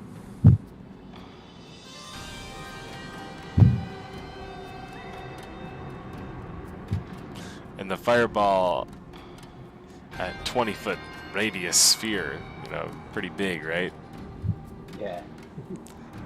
Looks like a snowball on this guy. Bruh. Damn it. Alright, well, I tried. But, you know, still a snowball that looked like it did some permanent damage. Left some permanent scarring for sure. There was rocks in it. It was a yellow snowball. Yellow snowball with rocks. And that should be Kragnar up as the twig blights remain calm. Okay. Kragnar will take off on a sprint towards the tree. And he will, at beyond long range, or at long range, chuck a jab. He'll chuck 2 jabs recklessly.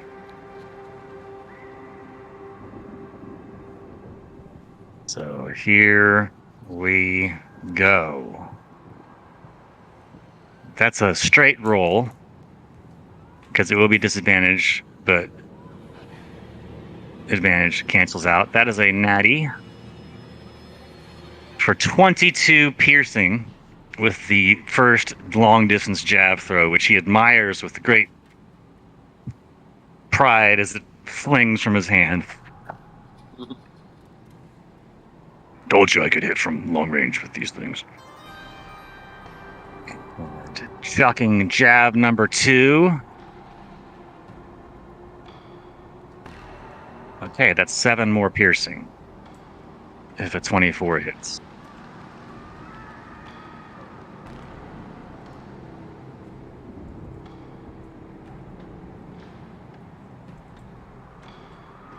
Total of 29 damage with 2 javelins.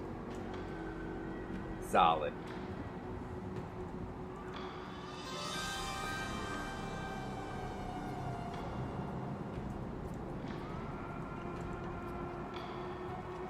And that will do it for Kragnar's turn.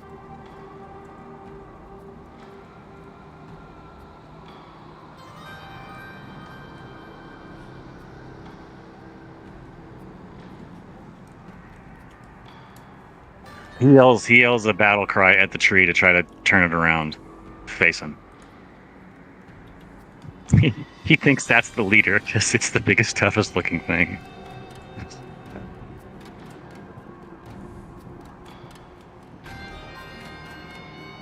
Must be Druid leader. Big guy.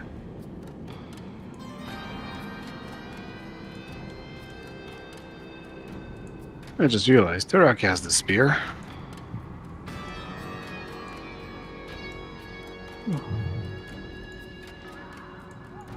I thought we gave it to Imelda. We haven't yet. No, even then, we still gotta hit it. That spear might be useful here. Maybe. I don't know. I have a feeling it's important.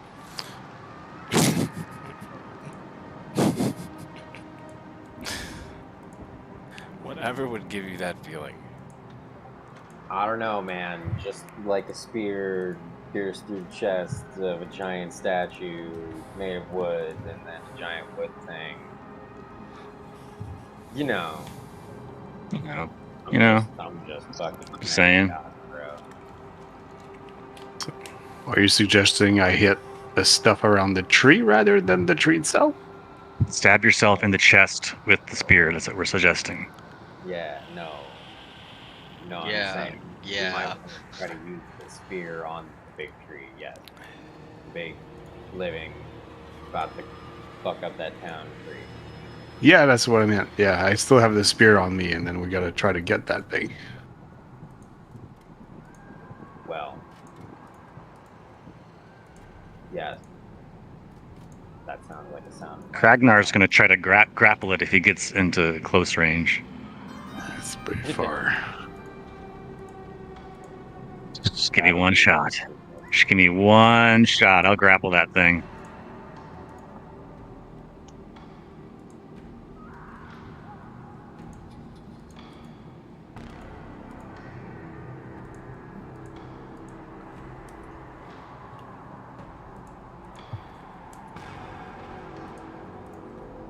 What, you mean the giant blight? Yeah. Oh, for the Yeah. oh my god. Come on. Definitely not. Kragnar Light challenge. I don't care if you have a belt of storm giant strength, you're not grappling that thing. Fucking grab its toe. Look, its arms are thin like twigs. Please just focus on the enemies engaging us. You could barely hear me, I'm in the tree.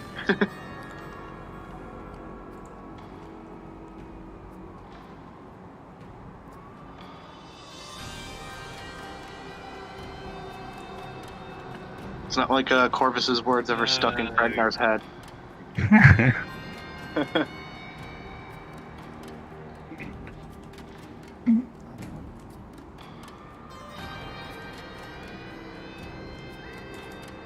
See how you got up in that tree. Well, the misty stuff. Oh yeah, there you are. Yeah, very cool. You see one of the berserkers charge forward at one of the wolves.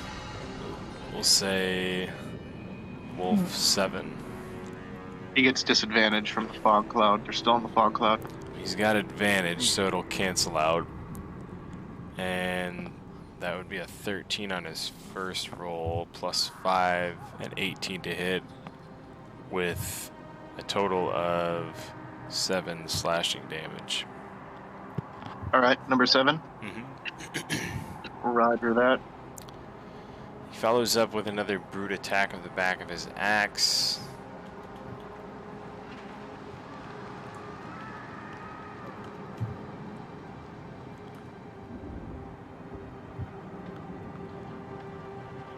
And that is a 22 to hit. Uh-oh.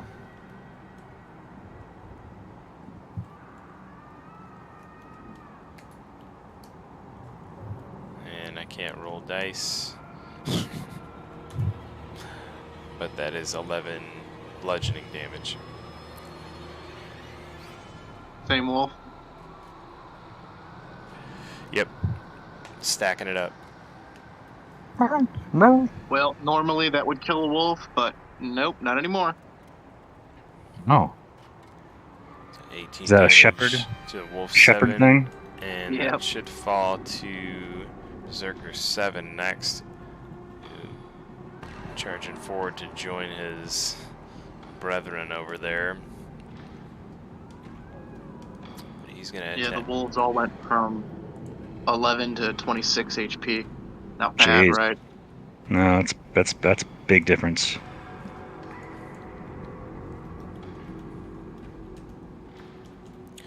He'll follow up with a similar attack. This one is swooping in from the side. 21, and that is 8 slashing damage. And Is that also is- on Wolf 7? That is the same wolf, yep. Okay. I think that's more than 26. That's 3 attacks. He's dead.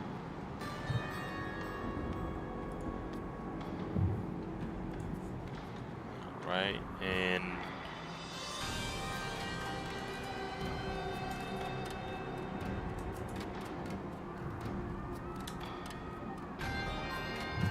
swiping down with the handle of his axe on top of the head of Wolf 1.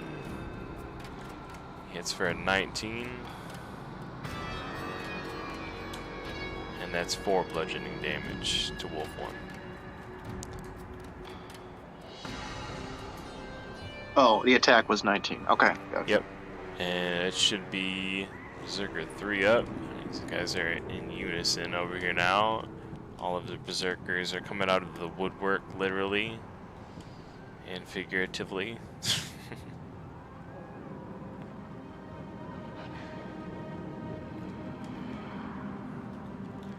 He's gonna run and then dash, sprinting from behind the tree in defense of his friends.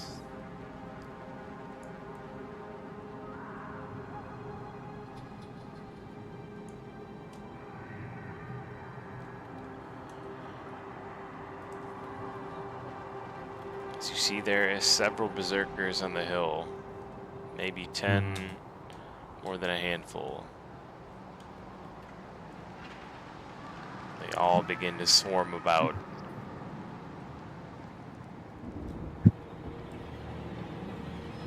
Going berserk. Going berserk.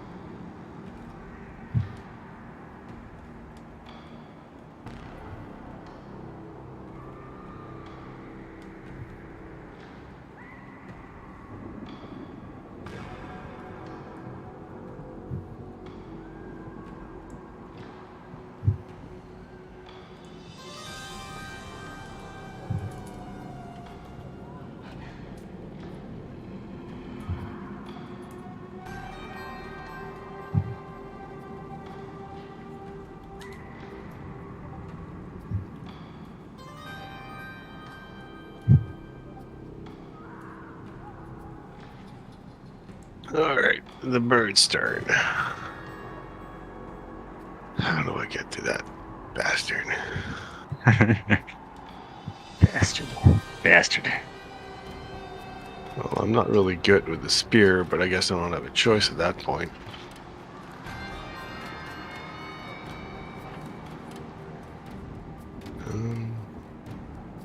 If I want to... Nah. Throwing the spear might be a bad idea, right?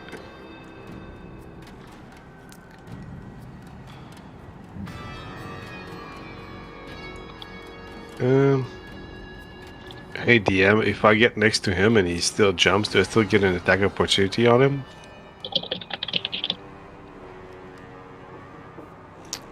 If you get next to him and he still jumps, do you get an attack of opportunity on him? No, because of the size difference. Damn it. If I want to throw a spear, is that strength or dex? That is going to be Dex. Awesome. Alright, gotta move myself closer then. Just about here. Using my cunning action to get myself closer. I'm gonna chuck the spear at him. So that's gonna be 7 to hit. Oh god. Why did I do that?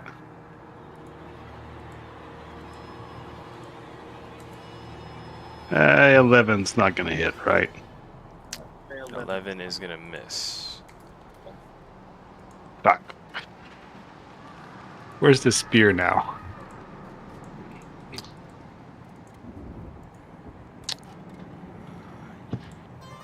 For an 11, I'd say you probably threw it about half the distance between you and him. Okay. Oh man. Say like in that little area right here. Yeah, whatever line you were throwing it in. Yeah, about like that little bubble there. I guess I'm just gonna be where it is. There's a bunch of branches there. That's gonna be my reference point. Okay. That's all I can do. Threw it down instead of up. I tried. Yeah, he tried.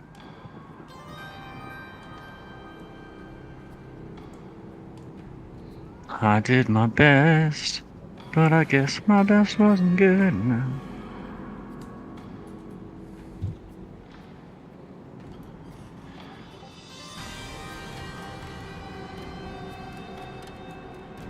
One of the druids It's really points to the tree line. And the other circle around the statue of Strahd that is now a smoldering ruin. What once stood a proud effigy, and you see it looks like a straight line of more berserkers coming out of the trees. Oh, that's not good. And heading in the direction of Artemine, Kragnar, Aaron, and Imelda. Oh no. Pushing in, closing in on you from both sides now.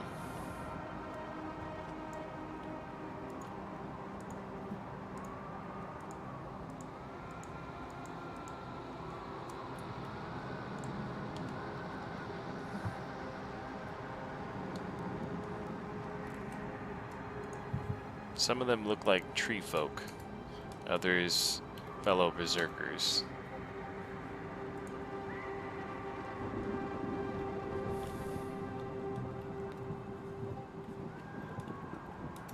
The twig blights still remain dormant.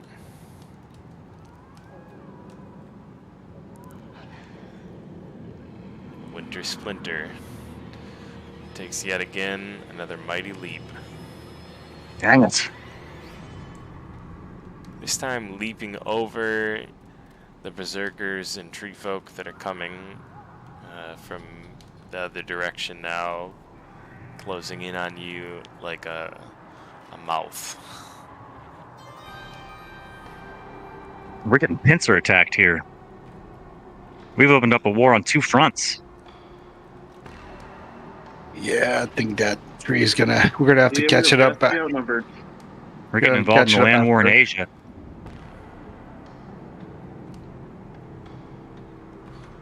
Yeah, fuck it. Can't reach it anymore. All right, gonna have to catch it in crash.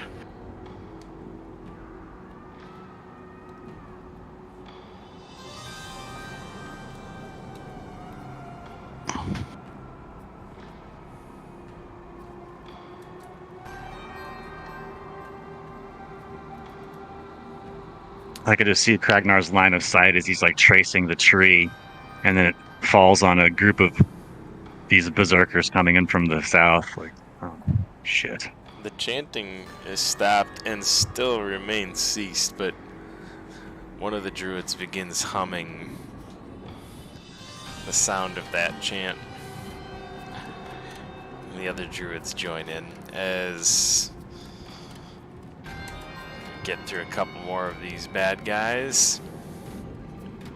And we're back to Imelda.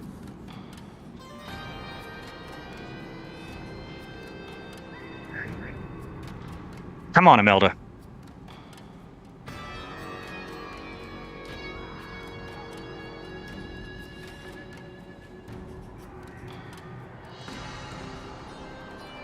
He's muted.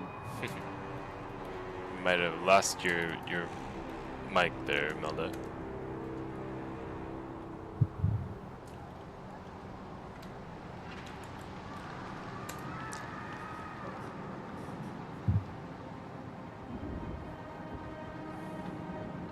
God, 13 berserkers. It's too many. But the berserkers are too many. Yeah, you're muted, Rachel dear. Tú están mutado.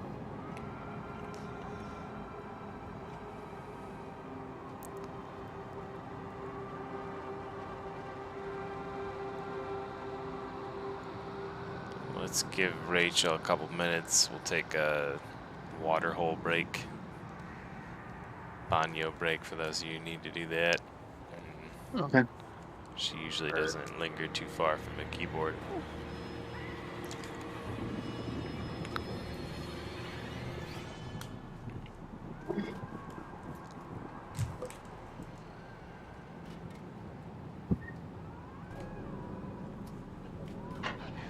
So we got 10 berserkers. Is that right?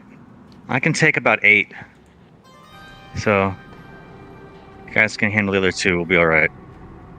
Do you want to Yeah, handle right. I bet they have at least berserkers twice or, as much HP as you. or do you I want know. to handle a mega tree blight?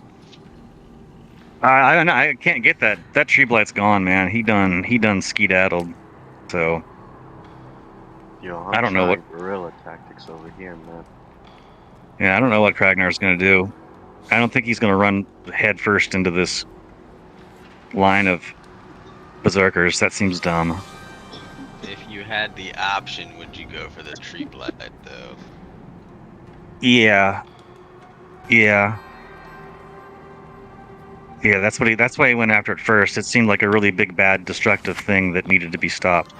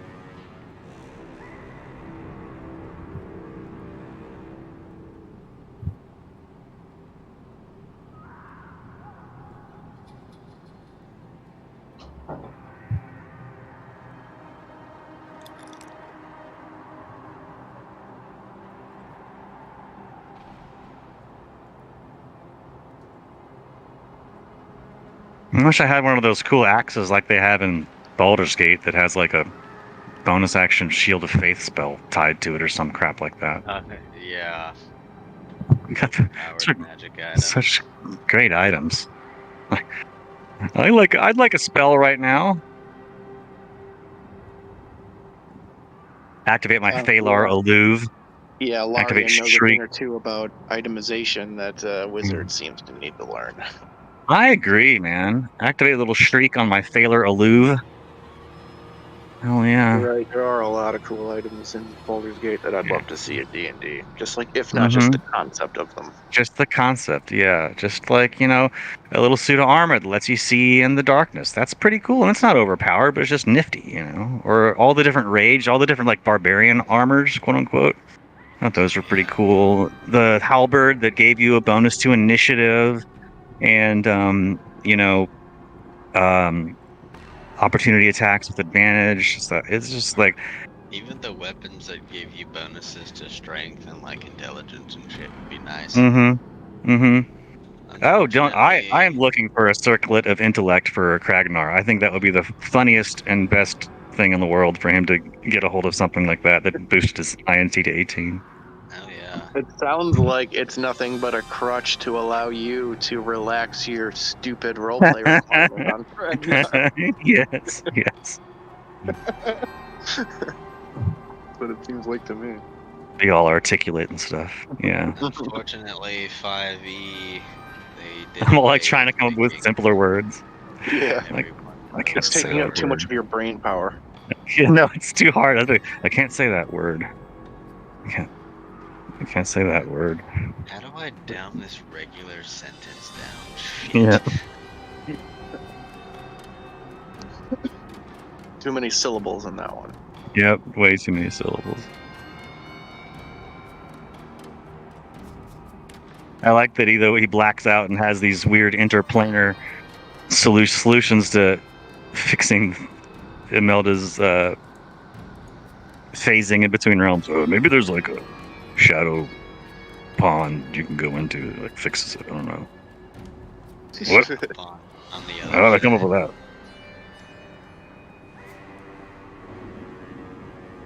Yeah, Kragnar becomes a freaking ethereal researcher, a planeswalker overnight. I've got a paladin in another I'm game. A cartographer of planes. Yep. I got a paladin in another game and 10 intelligence, 10 wisdom, typical paladin, right? But I made her a sage and took a feat I took skill expert and gave them like proficiency in investigation and expertise in arcana. So they're not, even though it's actually kind of interesting. I basically it works. Do that with Corvus to get expertise in nature. Exactly. I think that nature should be that they should allow, like, for a druid, like if you play a druid, you can use your wisdom or your intelligence to make nature checks. I think that would be a good homebrew rule, A druid and have a poor nature skill ability. Yeah, and also, sorry, I'm gonna redo the entire wild shape shit. That's just lame. They nerfed it to the ground, man. Oh, the new wild shape? When your max CR is 1, no matter what. Like, all it's good for is sneaking or doing something cheeky. Well, it's because unless you're moon, They're like, there shouldn't be a dragons transforming into animals in combat? Because their fucking stat blocks suck. Yeah, I don't mind that only Circle of the Moon gets to use the cool monsters and the other ones are... Yeah, they're just I thought they kind of nerfed it when they gave you the familiar. I think that's kind of a cop-out. And if you're a druid and you want to fucking spy, and I will. You got to turn into a squirrel. All the time I'm going to freaking use wild shape. You got to man up and turn into that squirrel and go into that house. That's what I want to see. Yeah. Maybe when I'm level 8, I could actually fly out of trouble. Cats should have dark vision too. That's crap. Yeah, they should. Unfortunately, Wizards decided to make 5e more standardized and less. Yeah, the new powered characters. Well, in the new playtest, the wild shape's even worse. It's not you can't like pick various monsters or creatures anymore. It's just like aquatic shape. Yeah. That's so lame and boring. I think it's just like what? I think everything is worse in 1D. You're the swimming shape, you're the climbing shape, or you're the flying shape. That's it. Yep. What the fuck? It takes any fun you would have had with it out. I want to be a badger. Damn you! And I'm gonna be a badger. You know. Yeah. I think you could probably homebrew it that way to do combat or like. But So I I think don't know, just whatever, you know. so. I think the reason they did that is for one D&D because they have their own virtual tabletop they're yeah, building. being a badger is fine until you're like, no, I have to be a badger all the time in combat, always. Like, oh, all right, I don't want to Yeah. play with you anymore. I Yeah, want to so- live Badger. life as a badger. So because one D&D, they're going to have to simplify a lot of the rules to make it work on the virtual tabletop. So they I had to make see. this whole I thing. see. So now instead of having like a bunch of different creatures you can turn into, you've got like one set of Yeah. stats that the game has to track now. Mm-hmm. But see, in doing so, they made the game worse across the board because everything sucks. Yeah, simplified way too many mechanics. They're too complicated. And Not really. Pathfinder, Yeah, you're they're- because copying all the complicated mechanics and keeping them. 5e Yeah. is already really simple compared to previous editions. any So of the previous basically- editions. Yeah, any of I them. at all. Either one. thought 4E was too simple. I was defeated by 4E. That one beat me down. It just seemed like they're trying to make World of Warcraft into make Dungeons and Dragons into Warcraft almost. Yeah, too many people got that vibe. Yeah. But then they took a lot of the dumb shit from 4E and put it right back into 5E. And everyone's like, "Oh, it's cool." Yeah, it's I perfect. do. I like 5E. I'm generally a fan of 5E, but I'm worried about the new rules. But you know, you don't have Whatever, to. You don't man. have to I'm fan. glad I played a Pathfinder game. I could switch to that, no problem. I'm Mhm. just gonna pretend like 1D&D doesn't exist when it comes out. A lot Yeah, of people just like do everyone that. did with 4th edition. Yep. But in the meantime, man, I want a suit of plate armor that lets me cast Shield of Faith. It sounds awesome. Yeah. You can't. Or you boots can't that wear- give me Misty Step. You So can't cool. wear plate as a barbarian, though. I mean, know. you I can, know. but God. You don't get your shit. I know. I wouldn't mind playing a Pathfinder game or a 3.5E game. The Pathfinder games were good. Wrath of the Righteous was really crunchy. Yeah, and that's Let's the just say thing. if you don't know what Pathfinder and mythic demons are, you're about to find out.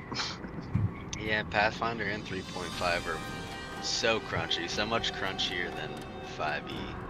Like, you holy can crap, make dude. some That mythic absolutely Glabrazoo is as big as my whole screen. You can make some absurd character builds.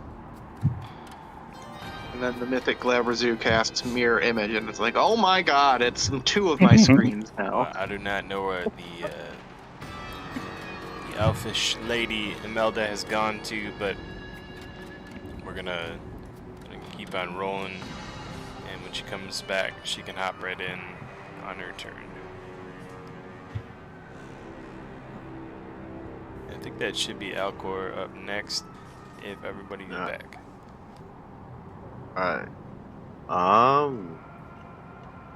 Alcor is going to cast Minor Illusion on himself, and I want to make myself look like the knight we just saw before coming up here, from like the knees up, and he will run out of the mist and attack Berserker 8, and then head right back into the mist.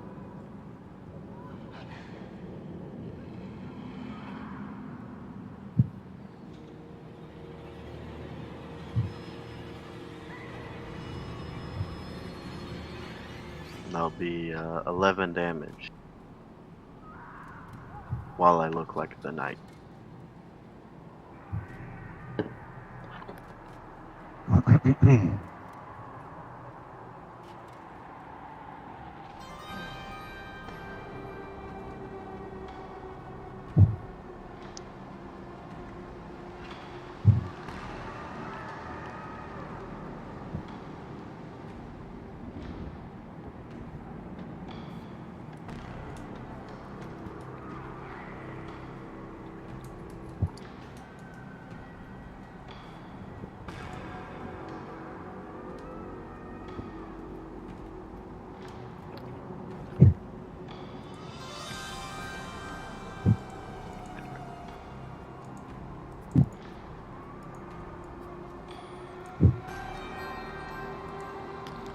humming seems to grow louder, almost like another speaker is turned on after another speaker, until you hear all of them again humming that rhythmic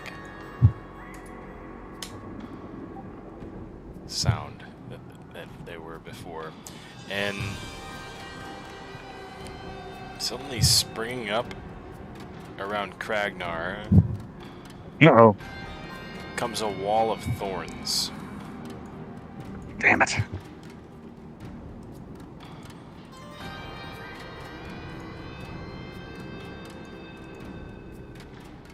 That's a high level spell.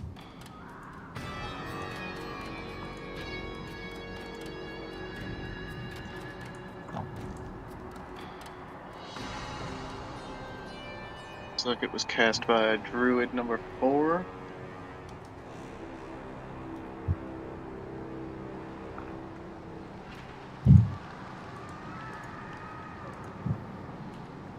Oh, there he is at the tree line. I found him. I see him. Little rascal. It's hard to find.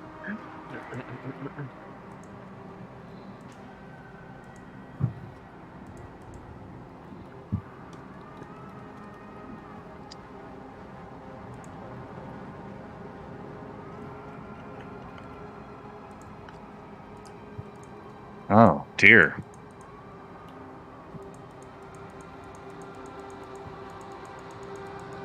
Oh, man. Oh, Oh, that's no. awesome.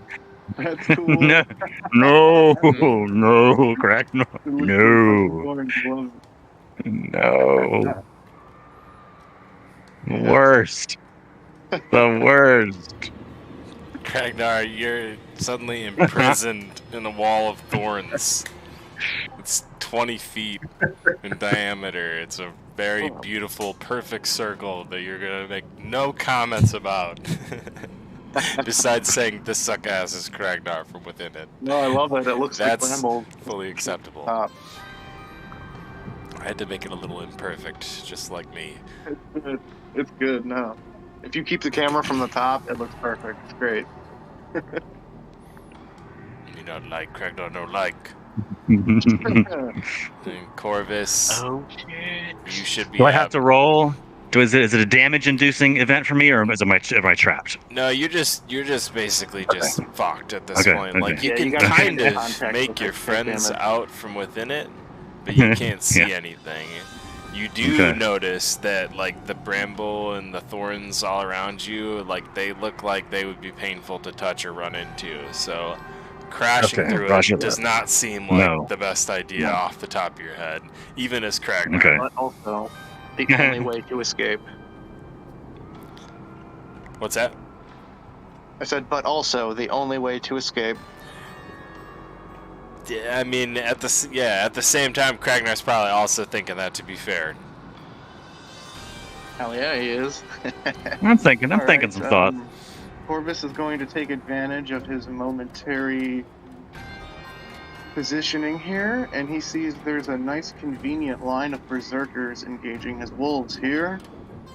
And from his vantage, he's going to begin casting a spell. And he whispers to the water and the waves, and suddenly, out of the ether comes a tidal wave. And it's not very wide, but it's long, so it sweeps across. I'll try to draw it here. Starting, oh wait, that's not the right line. From like here. It's like that. Can anyone see the... Yeah. Something like that, yeah.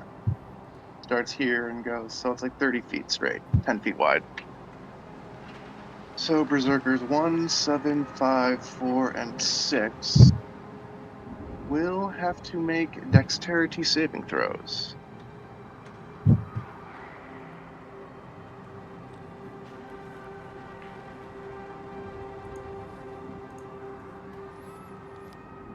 you're under my threshold of 5, so that means 4 separate dexterity saving throws. Nice. Feeling lucky. And yeah. DC 16. That passes. Damn, +5. Ooh.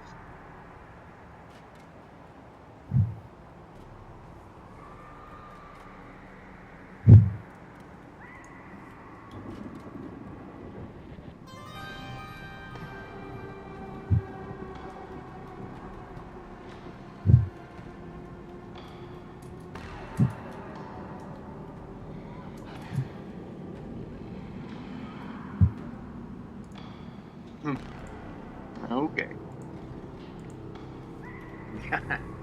Damn. The dice gods are not in your favor. This never happens if I'm building characters, unfortunately. Right. Tell me about it. That's a 22, 18, 25, One more. and a 12. There was 5, I believe. Oh man. Yep, 5. 1, 7, 5, 4, 6. You know that. Oh, the wall looks cool on the stream.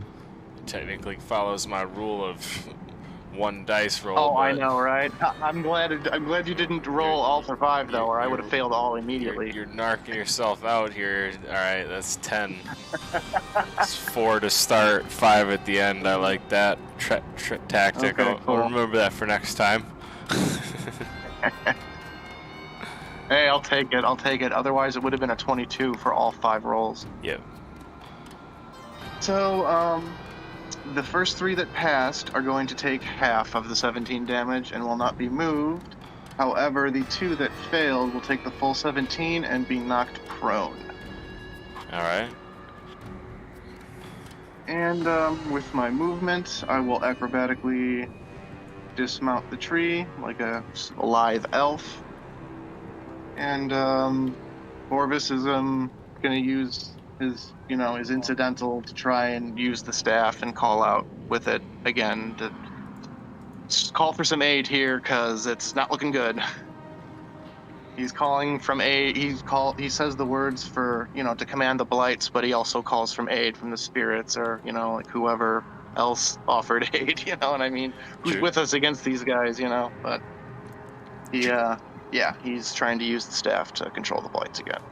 Druids 2 and 4 drop down to the ground prone, and the rest of them kind of continue in closing in on Corvus. Meanwhile, the blights suddenly begin to react and come alive as Corvus gets near to them with his staff.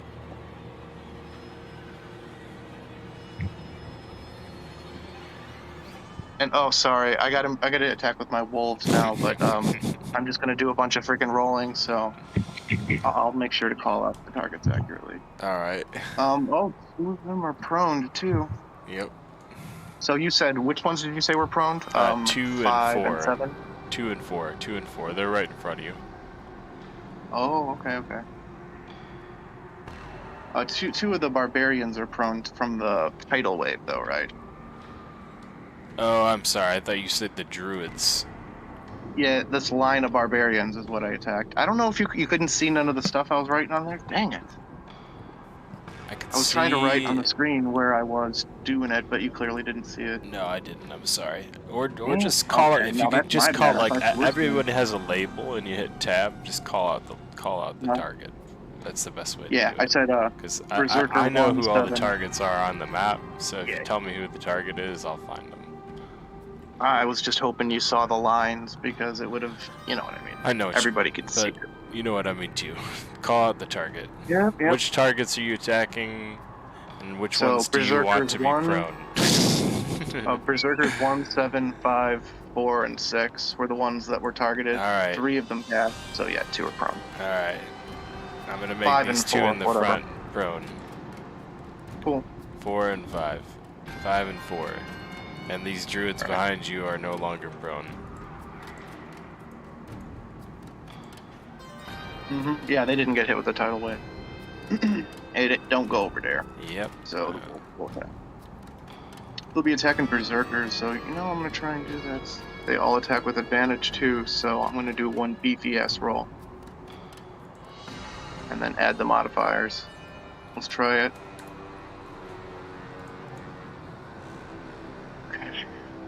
Modifier is +4. First attack 21. Okay, I'll just write the numbers for each attack. How about that?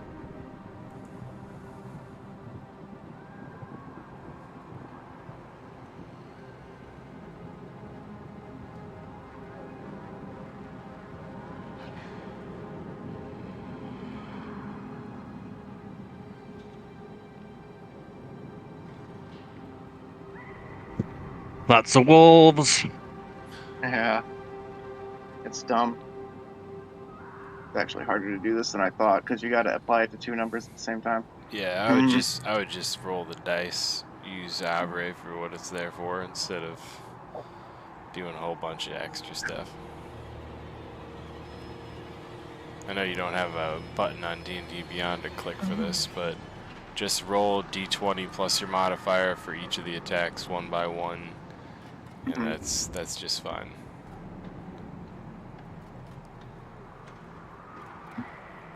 Okay, Can't you have a first put a attack wolf was in a 21. summon? Second attack. First attack was 21. Second was 17. Third was 19. Fourth was 17. Fifth was 8. Sixth was 8. Seventh was 16. All right. So they're all attacking their berserkers in front of them that are prone.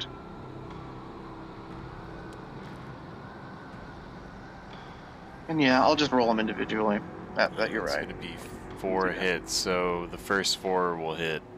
Not sure where your targets are there, but it's... First 4. Okay. Yeah. Berserker 5 is the target. All 4.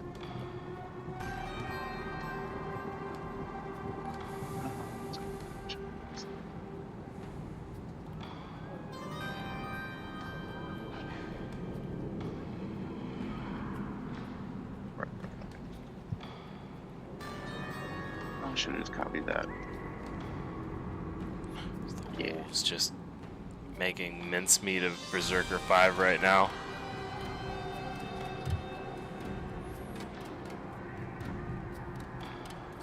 So they do a total of... Yeah, he's already prone. Yeah, a total of 26 damage. Yeah. Just 4 hits there.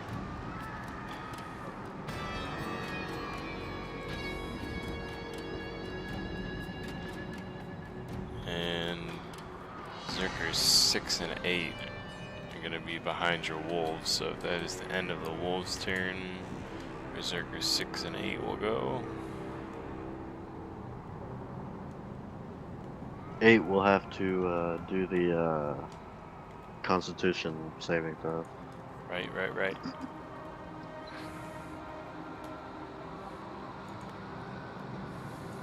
Damn, he passed.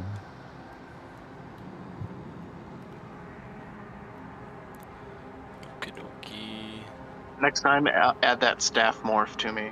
That would be awesome. I should switch to it. Wish I could switch to it. I don't mean do it right now. But... I got you. Hey, might as well make use of it, right? Yes.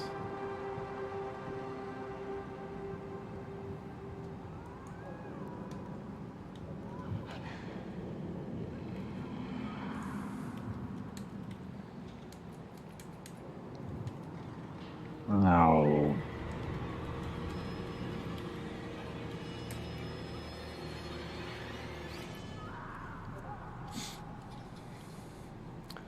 Yeah, it's a 17 to hit for 7 damage on wolf number 4.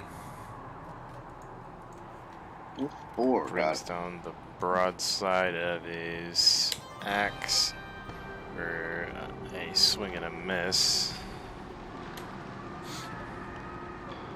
And 6 over there is going to use his action to lift Berserker 4 back up to his feet.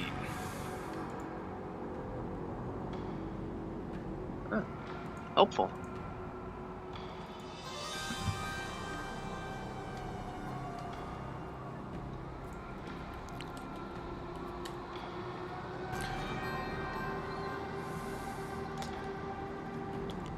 almost as if on cue with Corvus coming out of the trees, the twig blights all around the Gulthias tree begin to sort of shuffle and move a bit, almost as if they're bending in his direction. And let's see here. I have Corvus with a staff. Boom. Yeah.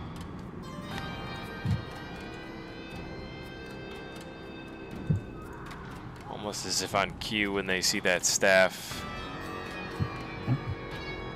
It's as if they're standing at attention, waiting for a command to be called. Oh, I'm giving them the command to attack like immediately. That in attack it was included with it. I'm just like, attack these guys, attack, whatever. Maybe I didn't specifically say that.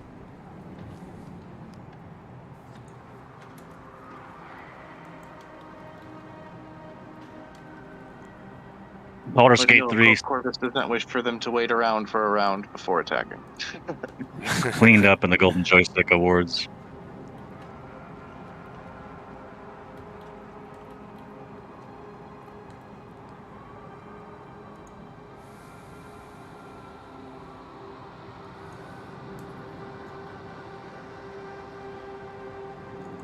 Good to know, good to know, good to know. I always watch those, usually.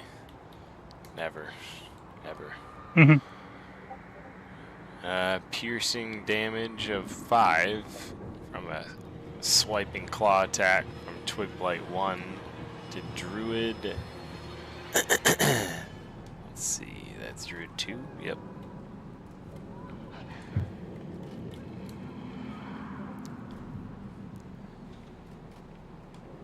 And in Druidic, you hear some sort of protest towards the Twig Blight. Seeing this, turning around, hearing the commotion, Druid 1 is going to... Let's see here. Looking at Corvus in the line of this insult from Twig Blight onto Druid 2.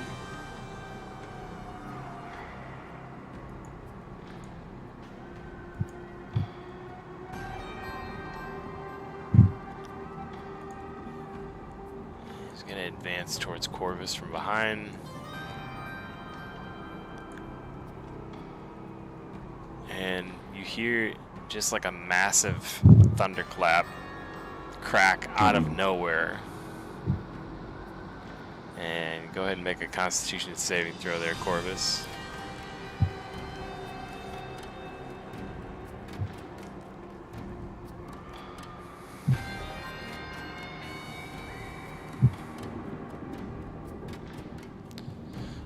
Alright, you're going to take 2d6 thunder damage.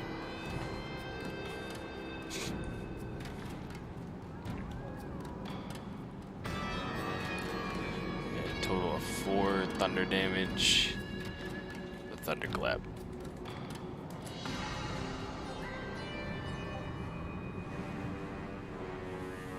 Oh crap, I was muted. Well, at least that passes the concentration check.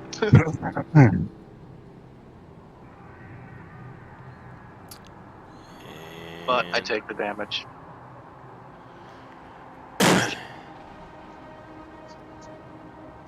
Two 13s, cool.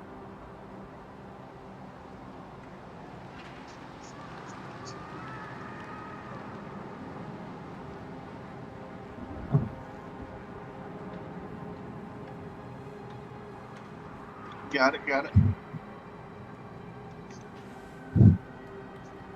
4 total.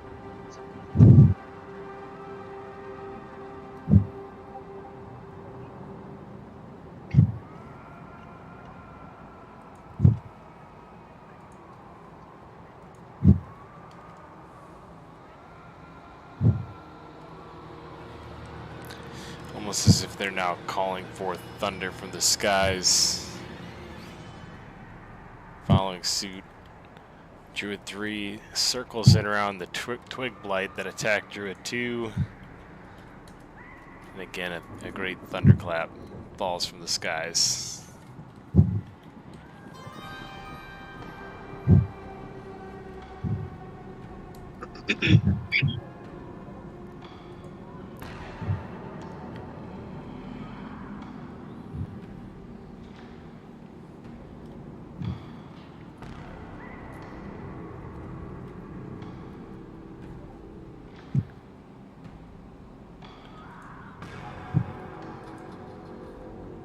Twig Blight 1 gets struck and is dealt 3 thunder damage.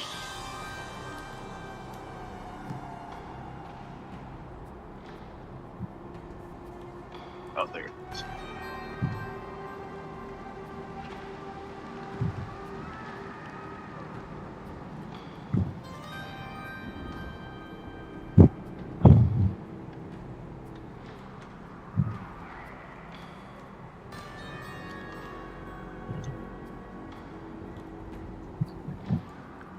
Out in the distance, you can see those berserkers closing in. One of them is only about, let's see,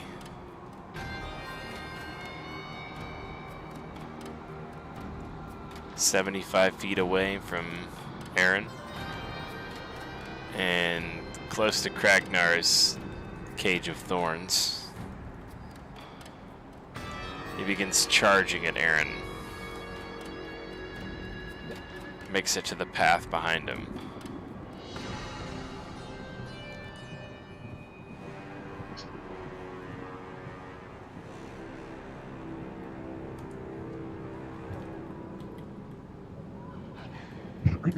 I missed that. There's a berserker charging Aaron. Yes, there's a berserker charging me. You also see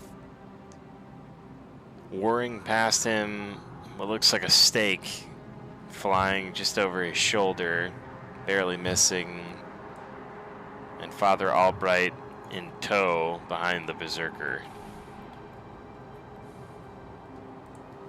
Here we go. Let's join the fray.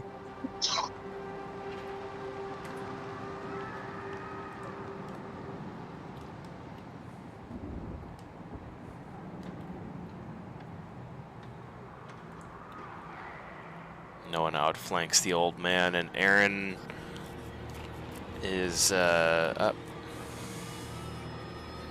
Alright. What I want to do is Misty Step inside Kragnar's prison. And then I want to action surge. I'm going to grab the amulet that lets me Dimension Door. I can't remember the name of it. Oh, shit. And put my right hand on Kragnar's back and say, hold on. And I want to Dimension Door us onto the shoulders of the Mega Tree Blight. Oh, yeah, America. That's crazy. Oh, yes. Holy crap. My turn there. See, folks, that's why you don't plan your move that much sometimes, because... Let me see if I can even... Man, you guys are relentlessly Problem focused with on that that thing. is going to be the size of Kragnar. And I'm Do going to I? say that you can try that if you want to, at the risk of Kragnar. But, like, before you grab him, there has to be, like, that terms and conditions that you give to Kragnar. Like, Kragnar, you're bigger than me. This might not work the way I want it to. How attached are you to all of your limbs? How attached are you to all of your limbs? What do you mean? I thought Dimension Door just works. I'm Yeah, confused. that just worked too. Yeah, it works, but in terms of bringing you along, Well, you can there's bring sti- one willing. You can bring a willing second party.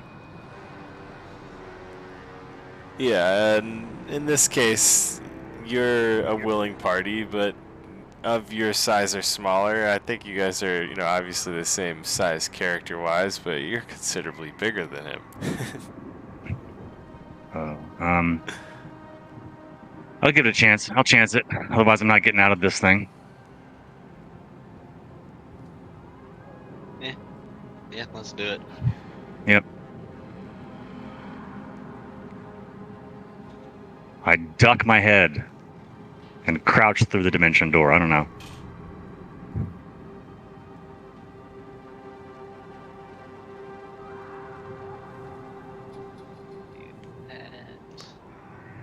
Yeah, you guys make it out to a place of your choice without issue. Oh. Man, you made him sweat that shit, bro. Okay, then for the other part of my turn, can I Beautiful.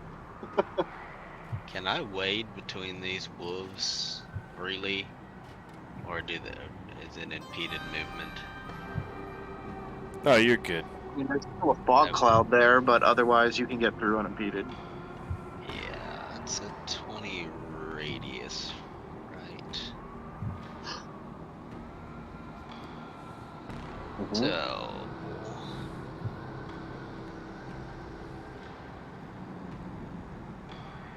what do we got here?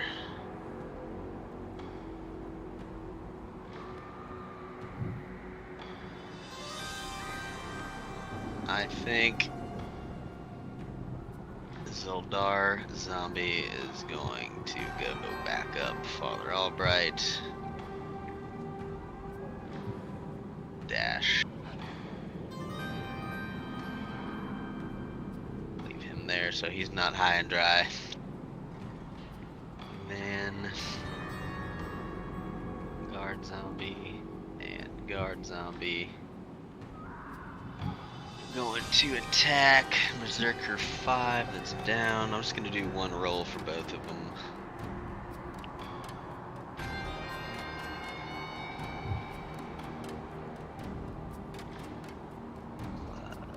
This is 23. So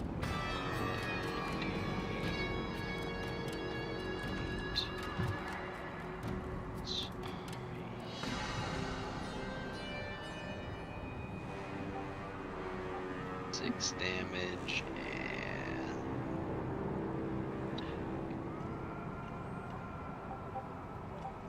so 17 damage from those two.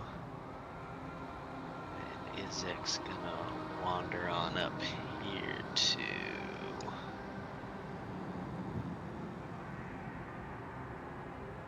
Berserker 1.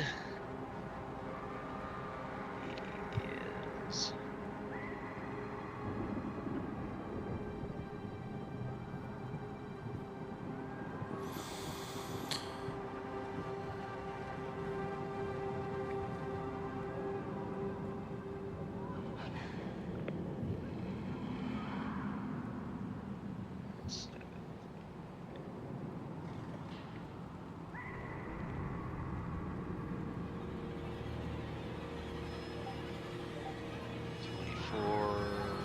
first 15 on the second. I'm guessing only that first one hits.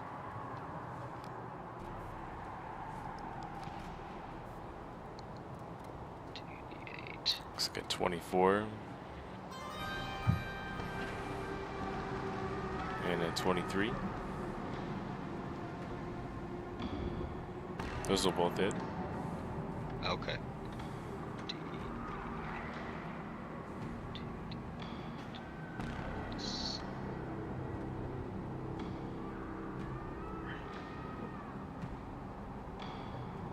44. So 15 damage on the first.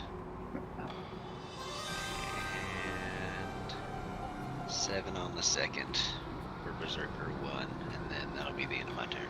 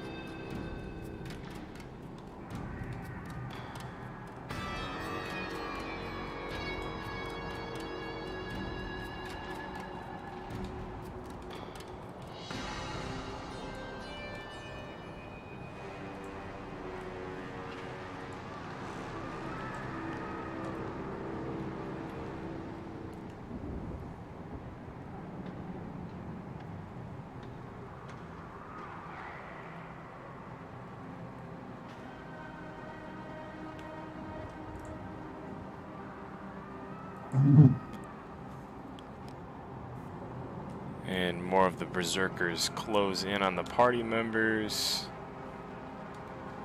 including those that were behind the Gulthias tree when you guys first entered this little grove. More of the berserkers from outside that are closing in on Soldar and Aaron and Imelda and Artemine and company out here are also closing in on you guys.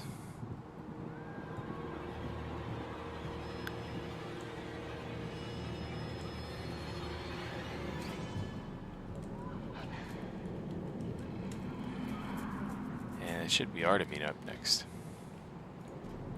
Excuse me. Alright.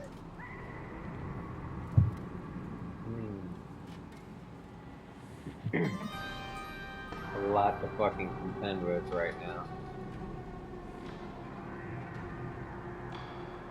There's a lot on the map.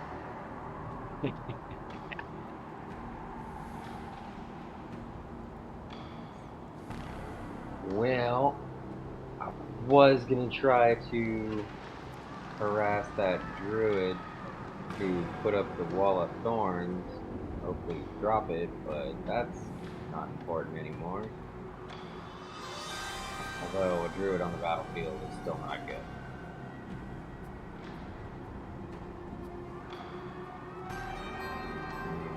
Alright, well, I think, yeah, gotta eliminate casters. Barbarians and shit, they're bad, but casters can fucking do some serious damage. So, go ahead and move my movement.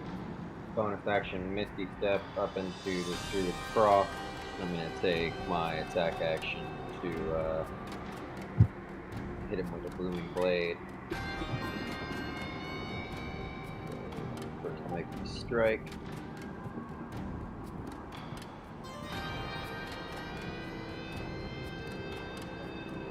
Does 17 to hit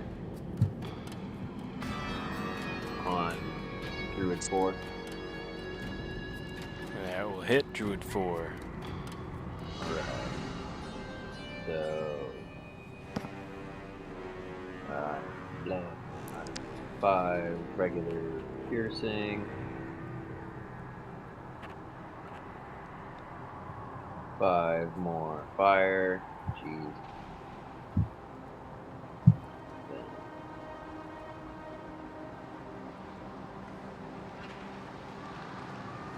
God damn.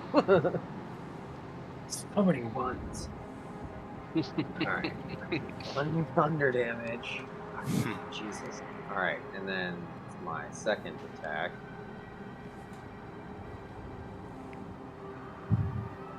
.26 to hit, so close to a crit. God damn it.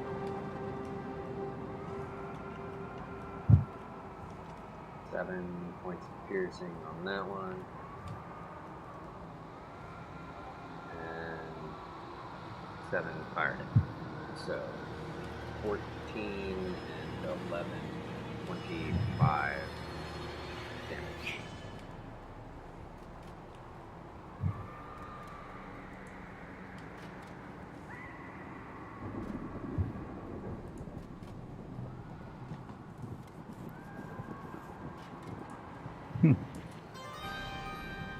And then yeah, that's my turn.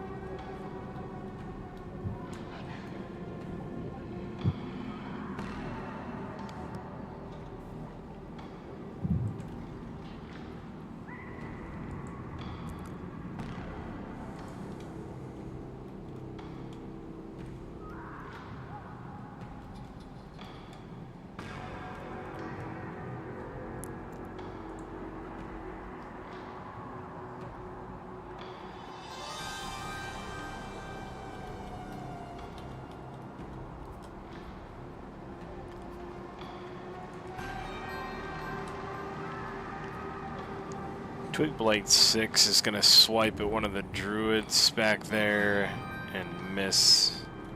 And it's going to fall to Berserker 10. Out there in the fields. was once Kragnar's cage.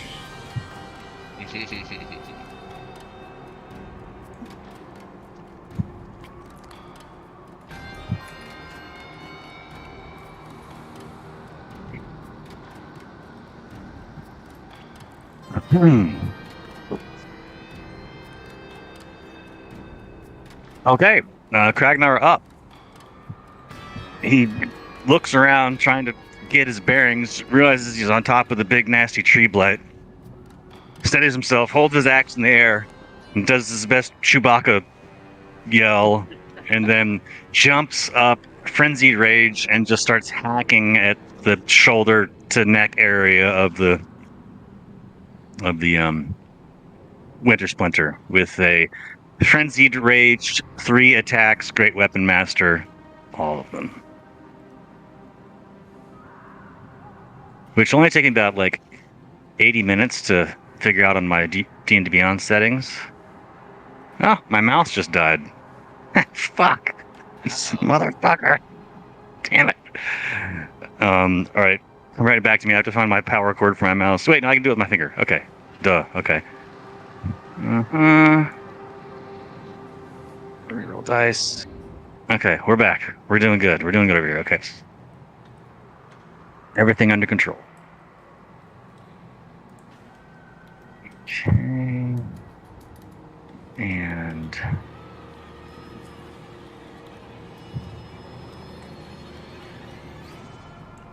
okay. All right, here we go. Here comes attack 1.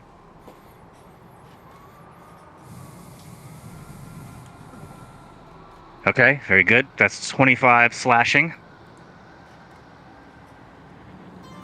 23 to hit. 25 slashing on attack 1.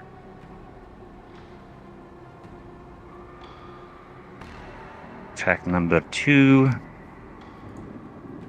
Very good. That's 20 more slashing on attack 2. Total of 45. And then final strike.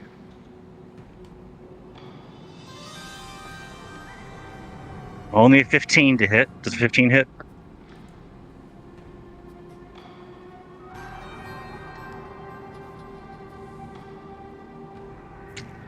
Senor Gun? 15 is going to miss. Okay. All right. So it's a 45 slashing on 2 hits, 25 and 20. Third attack misses.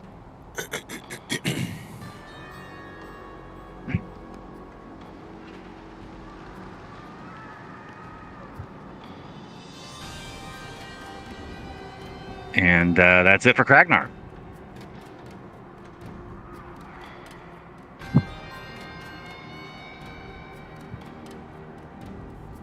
Well, that was pretty good for total damage. I wonder what its total HP is, though. You start to hear what it sounds like, a collective of wood chopping and axes swinging through the air and making that metal against wind whistling noise. And Berserker 1 is going to attack Wolf 4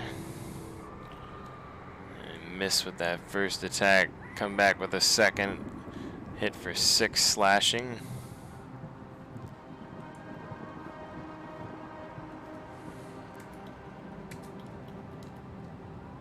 Berserker 7. Oh my god, did they miss an attack? That's gotta be the first one. Berserker 7 is going to attack Wolf 8. 2 great axe attacks in succession. A 19 and an 11. That's 14 slashing damage total. And ouch. Over by the tree, Berserker 3 is going to attack Twig Blight. Twig Blight 7. And then Twig Blight 6. Or I'm sorry, Twig Blight 8. And he is going to hit both of them. Oh, no, he missed the first one. Hit the second one.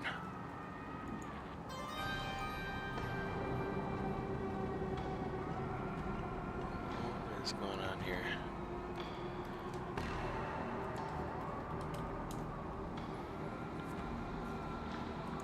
And Berserker 4 over by the wolves is going to attack Vicious Wolf 2.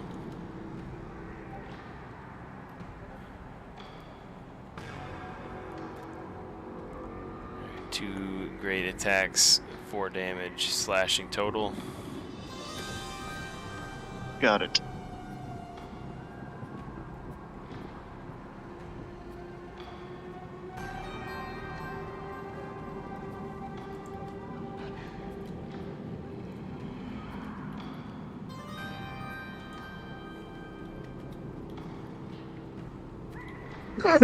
Excuse me.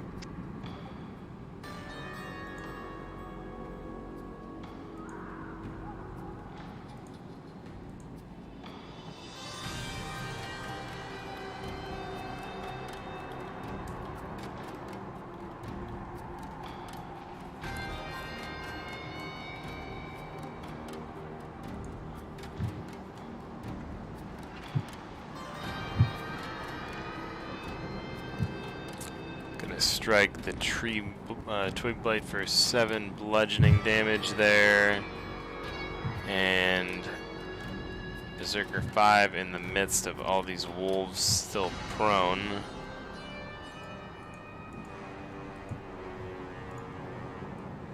And he's gonna use his action to get up. Use his movement to get up.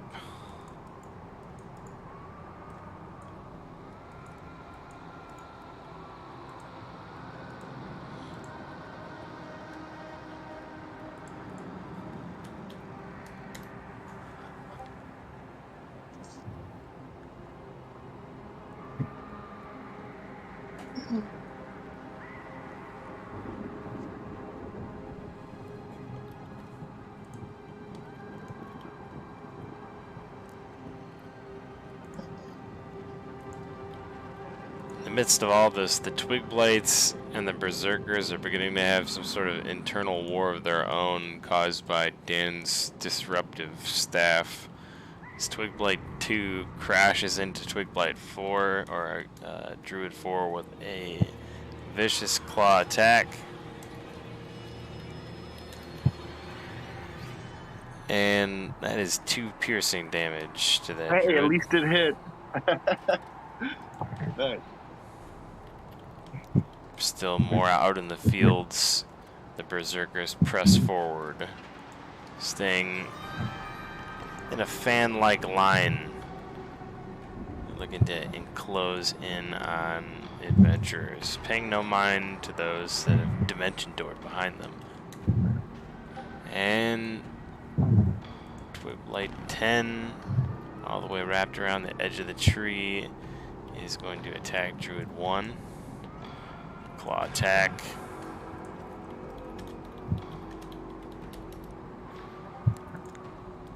Missed. Swiping over the druid's head. Twig Blight 5.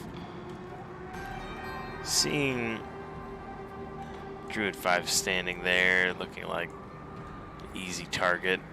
Back turned.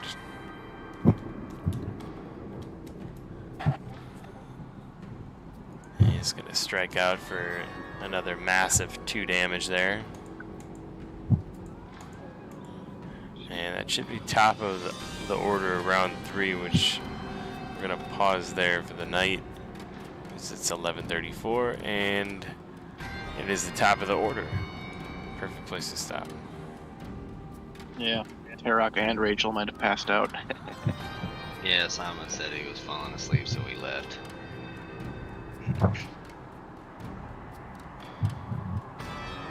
Well, I was seeing the order go down pretty fast, so I stuck around just to see in case I was going to go he's up. here.